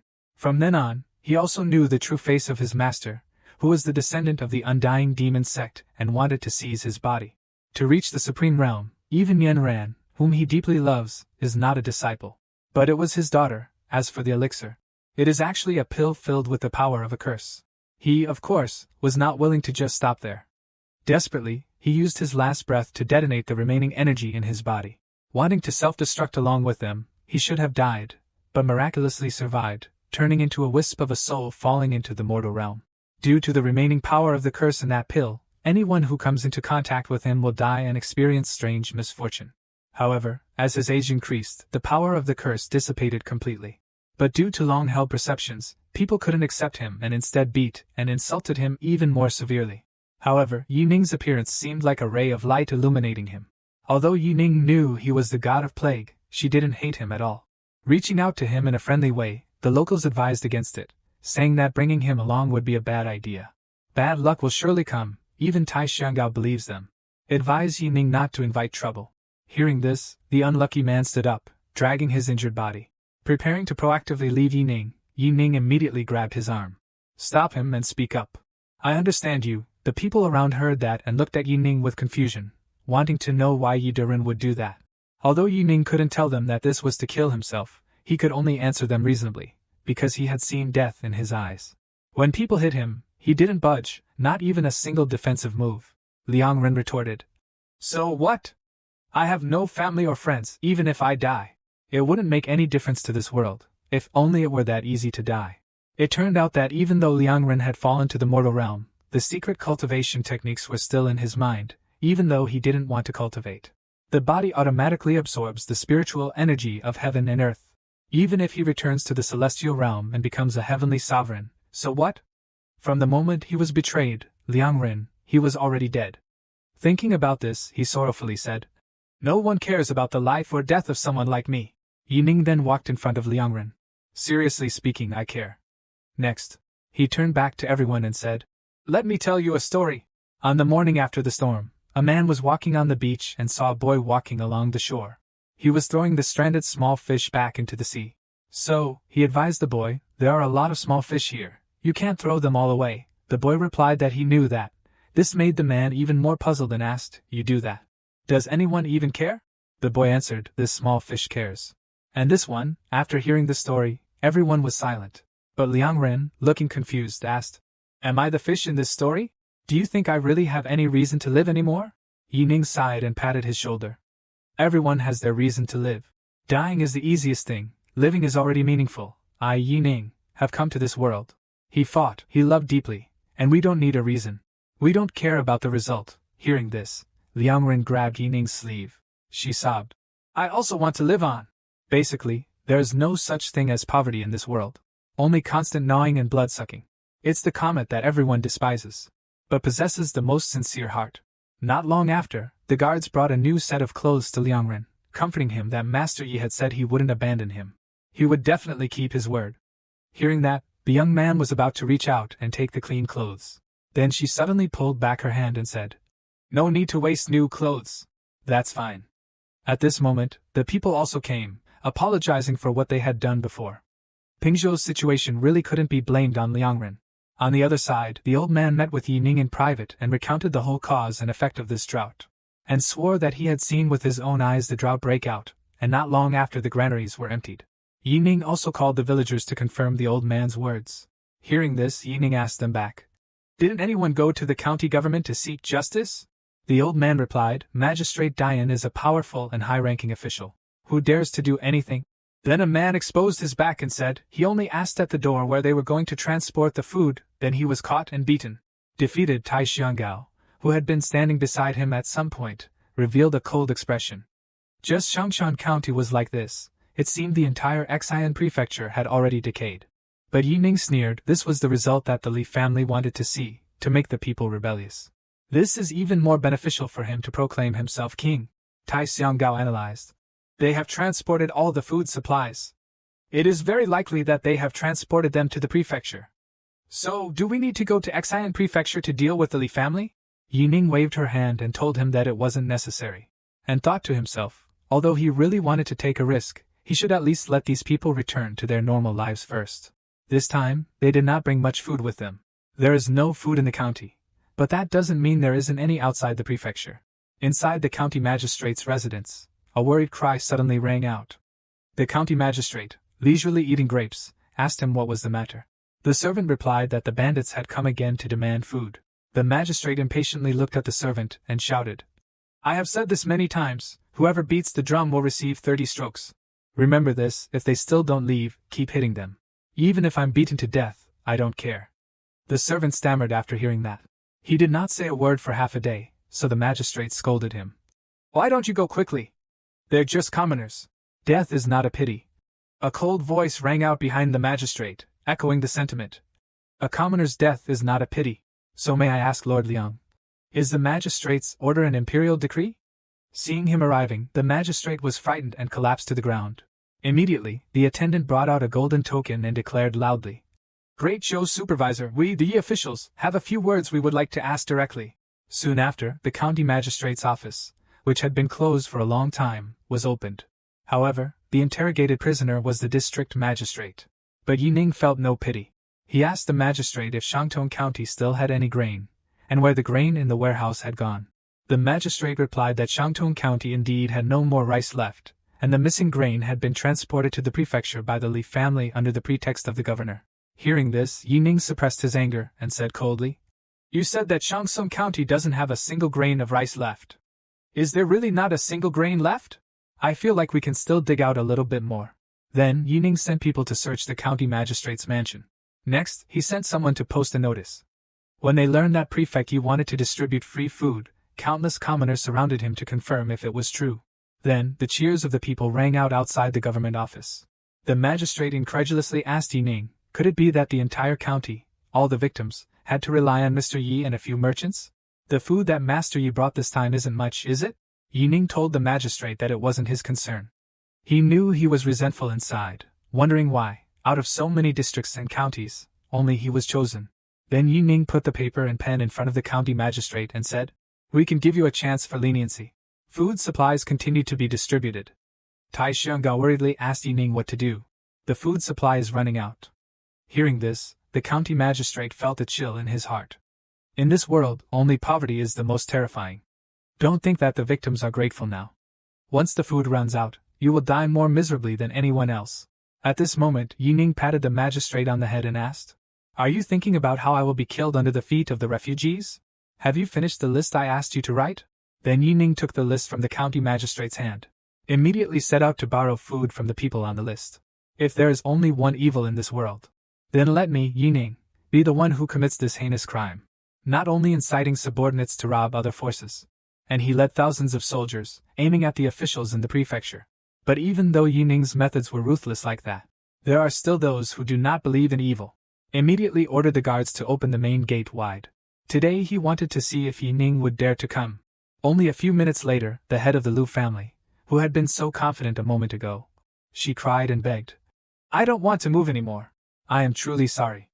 This time, it's for real." The Chen family will immediately pack their luggage and leave to seek refuge. Afterward, they will return to investigate Yining's responsibility. But Yining's voice rang out behind the Chen family head. "Where are you going, if you haven't chosen a place yet? I know a place that might suit you." Finally, after plundering the wealth of the filthy rich in the area, the lives of tens of thousands of people in the surrounding counties, it was also guaranteed that the news of Yining wreaking havoc quickly reached Baishui County, which was less than 100 miles away. The magistrate scolded in a panic. "What is Yining trying to do? Instead of going to Jinyang to seek justice from the Li family, she is robbing grain from the surrounding counties to provide relief." The head of the Yang family responded in panic. "Now is not the time to talk about that. Yining is about to arrive at Baishui County. We can't hesitate any longer. Just close the city gate and block Yining outside. He has no reason to attack the city, and will have to take a detour. As long as he arrives in Jinyang, the rest is none of our business." Hearing this, the magistrate's face darkened, but he finally agreed to the man's proposal. Then, he slammed the table. He ordered the closure of the Baishui County city. No one is allowed to enter or exit without permission. The people in the city saw the city gates were closed. Worry appeared on their faces, and everyone started whispering to themselves. Could it be that the grass bandits are attacking the city? Soon after, the army led by Yining arrived. Seeing the tightly closed city gate, Chen Xiao coldly said, "Sir, it seems that Baishui Prefecture wants to resist." However, Yining seemed not to hear anything. Going straight to the city gate, the county chief Wang Yuan explained from the gate that, 3 days ago, he received a military order from the provincial governor's office. To prevent thieves and robbers, he had closed the city gate, and no one was allowed to enter or leave. "Please forgive me, Your Honor," Chen Xiaoxing said bluntly. "I received the military order only 3 days ago. We see you before we arrive." The city gate had just closed. Yining waved his hand, signaling him not to say anything. After all, for those within the city, they only needed a plausible reason to keep him out. This reason was completely meaningless to Yining. He then turned to Chen Xiao. "Issue an ultimatum to them." Chen Xiao immediately arrived at the city gate, full of murderous intent, and shouted, "I'll only count to 3. Open the city gates!" Along with his voice, the sound was like a heavy sledgehammer, landing on the hearts of the people on the city walls. Wang Yuan quickly explained, "It is not that I am not letting you in, but our country has its laws, and as the county governor, I have responsibilities. I hope you, Mr. Yi, will understand." Chen Xiao ignored him and continued counting to the last number. Hearing this, Yining didn't hesitate. He waved his hand and said, "Capture the city." And at his command, thousands of cavalry appeared behind him. They charged without hesitation, their fighting spirit surging with incredible force. "Kill!" A scream followed, then another group of guards holding crossbows refused to accept their fate and strode forward. He drew back the bow, and instantly, tens of thousands of arrows rained down on the city gate. The city guard hastily shielded the county governor, barely managing to deflect the first wave of attack. However, this was merely the appetizer. The golden light flashed in Yining's hand. A powerful attack struck the city gate, followed by a blinding flash of light. The once impenetrable city gate suddenly collapsed. This scene made those arrogant people. Wang Yuan was stunned, eyes wide with surprise. He grabbed the name of the person who had given him the plan. Force him to explain. You're not saying that he won't attack the city, are you? But the man waved him away and said with a wry smile, That Deep Ning is a madman. How can we know what a madman thinks? When the army led by Yining poured into the city, all those who dared to resist threw down their weapons. He knelt down on the ground, and at that moment, he could hear cheers erupting from the crowd. Wang Yuan's strategist ran towards them at full speed. She ran and called his name. Master Yi, Master Yi. Yining looked in the direction of the voice. If he wasn't mistaken. Then, on the city wall, wasn't it you who stopped the soldiers? Who would have thought? The accumulated wealth of a remote mountain family can be compared to the national treasury of a whole country. To seize his assets to provide for the people, Yining accused him of treason. Hearing the killing intent in Yining's words, Yang Hong hurriedly explained that he had just accepted Wang Yuan's invitation and dared not disrespect him, so he went up to the city wall. Then, he glared at Wang Yuan and scolded. What kind of person is Master Yi that you dare to stop him? This is like a pig dog. At this moment, his henchmen stood up simultaneously, quickly denied any relationship with Wang Yuan. Wang Yuan's face paled, his legs went weak, and he knelt down to beg. Lord Yi, you cannot listen to them falsely accusing me. They forced me to do this. Before Yining could speak, Yang Hong fawningly presented a booklet, saying it contained evidence of Wang County magistrates' corruption that they had collected. Over the years, Yang Hong Yenning and the prestigious families here have all been good people of Baishui district. Unfortunately, the officials colluded with each other, and we had to pay a hefty price to gather this evidence. Hearing these words, the people all showed doubtful expressions. Is this person littering? Then, those homeowners suddenly started acting. For the Great Zhou dynasty, these sacrifices are inevitable. For the common people, we are ready to wait. Hearing these things, the people also began to waver, wondering if what they said was all true. But Yining looked at Yang Hong with disdain. Do you think that denouncing him crying a little will make this go away? As far as this official knows, the people behind you have done things no better than Wang Yuan. Yang Hong was cunning. She did this because she wanted to gather evidence of the corrupt officials' crimes, so she had no choice but to collude with them. Yining thought for a moment and asked back. So you're saying that the mistakes you made in the past were unavoidable, but you still committed them? Is it not right to be punished for making a mistake? Yang Hong quickly corrected herself, saying that Master Ye's teachings were very correct, and they were willing to return the 30,000 mu of land they had seized from the people, along with the unpaid wages owed to the people. Yining smiled and praised. Truly generous. It seems that spending so much must have been a little difficult for you. Yang Hong replied. It's all for the people, for Lord Yi. Even if our Yang family faces hardship, it is worth it. His words made Yining laugh. You are truly a person of noble character, from a family with a tradition of poetry, so surely you won't mind. We, your officials and the people here, have come to your house as guests. Hearing this, Yang Hong's expression immediately changed. He remained silent for a long time. Afterwards, Yining led a crowd of people to the Yang family mansion. Seeing the magnificent mansion in front of them, everyone hesitated. Is this really a place where commoners can come? Yining sneered, looking at the scene before her. Dung Hong, you truly have taste. You must have spent a fortune on this, she said. Dung Hong hurriedly replied. It's just the surface. Then he quickly pointed to a worn doorstep and complained. Our Yang family has always been frugal. It hasn't been repaired yet, and naturally, with his experience in investigating countless corrupt officials, Yining understands that the reason the door hinges are worn is because too many people come to offer bribes. This gradually became like this. Immediately afterward, Yang Hong pretended to shout loudly to the crowd behind. Invite them into the house for a visit. The people, hearing this, surged forward. Yang Hong saw them looking around all the doors in the house, and thought to himself. I'll settle the score with you later. Yining went to a room and explained, this is the study of the reader. Everyone, come in and smell the literary fragrance. Seeing this, Yang Hong hurriedly blocked the door. You can go to another room. But many people like that, fearing that he would not let him finish, Yining immediately raised his hand and pushed him away. The crowd, cheerful, entered the house, and the people carefully took the valuable treasures in the study. Observe carefully, there's even a man biting the wooden table. He had never seen such a treasure in his life. It was said to be a piece of gold silk wood, more precious than gold. Everyone's faces revealed astonishment. Is this how the rich live? They had imagined the rich only ate one more bowl of rice than they did each day. Witnessing Yang Hong's luxurious life, the people no longer sympathized with him as before. It turns out that these aristocratic families basically don't consider us commoners as human beings. At this moment, an extremely arrogant voice resounded in the room. Seeing the person coming, Yang Hong shouted, "Get out!" Yining smiled, signaling him not to get agitated. Then she gently approached the child and asked, "I heard your family is very wealthy, isn't it? I heard there are 30,000 mu of good farmland." The child said, snorting disdainfully, "The newcomer's house only has 30,000 mu of paddy fields. Listen carefully. My family owns 300,000 mu of farmland." Hearing this, Yang Hong could no longer bear the secret in her heart. Panicked, she slapped her son and scolded him.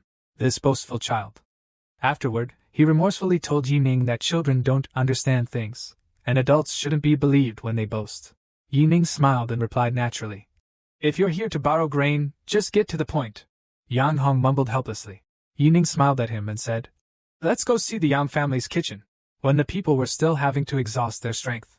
Just because of a meal, some people stand on the moral high ground, mocking others for not trying hard enough to let the common people clearly see the true face of these people. Yining led them to the kitchen of these wealthy men, to let them know how these people were actually living. Yang Hong came to her senses and quickly stopped Yining. "The kitchen is both dirty and messy. Let's not watch it anymore. I'll ask someone to bring the food out." While they were talking, Yining's group arrived at the Yang family's kitchen. The host of the Yang family is too modest. The kitchen doesn't look messy at all. So Yining went to a cook who was chopping vegetables and asked, "Your Yang family, do you usually eat only meat and fish like this?" The chef listened, then replied softly, "Of course I don't. When the master is tired of eating meat, we will also make some light vegetarian dishes." So Yining asked him, "You use so much meat when you cook a meal every day? Can you finish it?"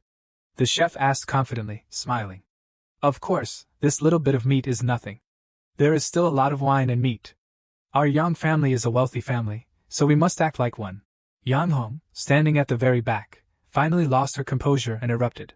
But before Yang Hong could stop the chef, a heavy hand landed on his shoulder. Chen Xiao coldly told him to shut up. "It's not your turn to speak yet." Then, the chef laughed loudly at the crowd behind him. Good ingredients often only need the simplest processing method, so even a cow, after processing, only has a very small portion that can be used. Curious onlookers asked what would happen to the remaining meat.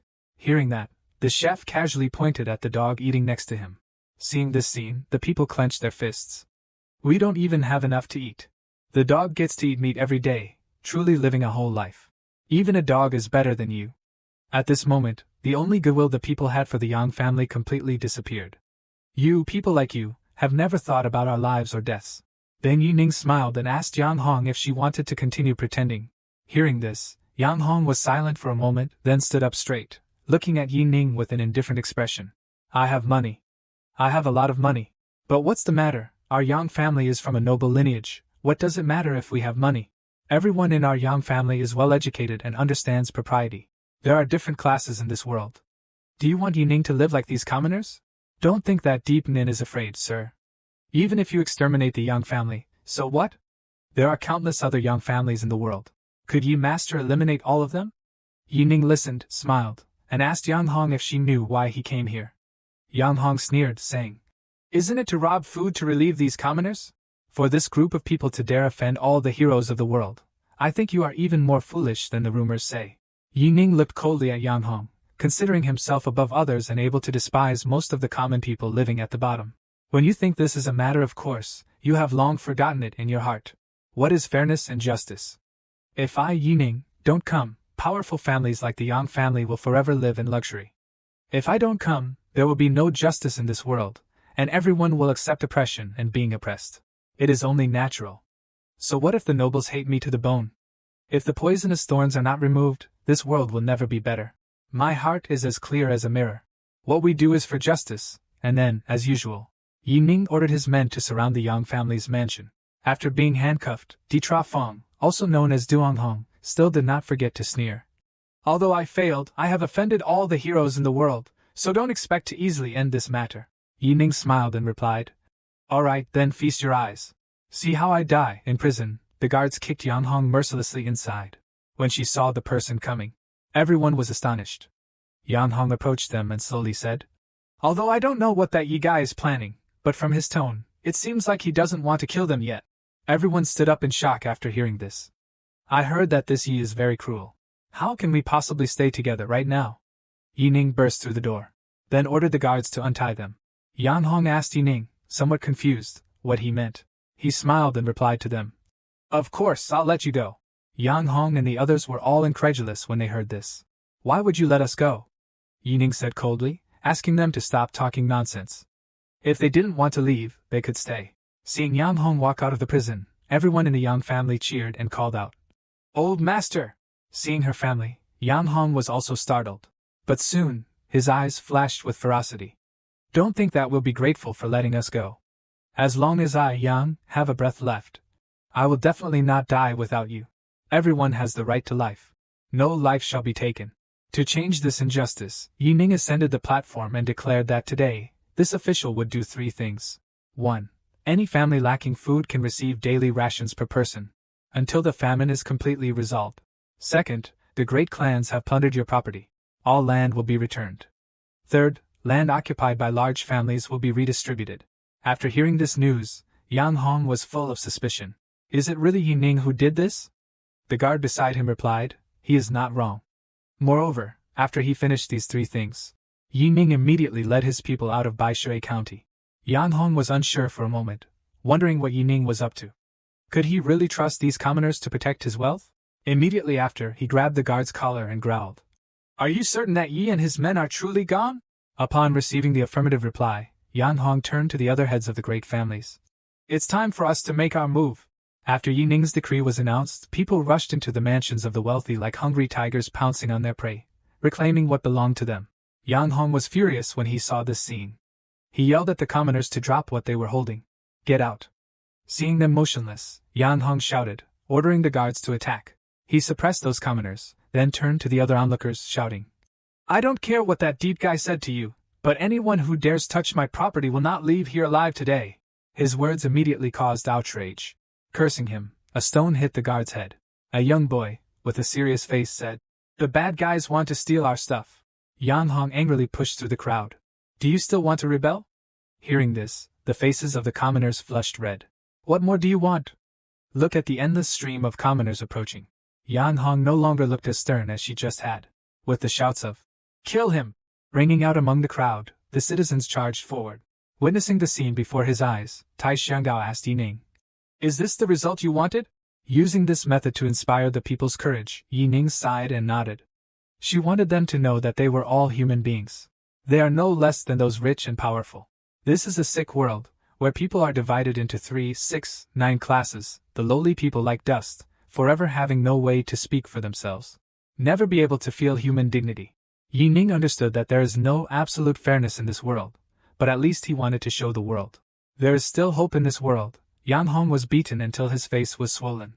Hastily summoned his henchmen. "Order them to kill those rebels."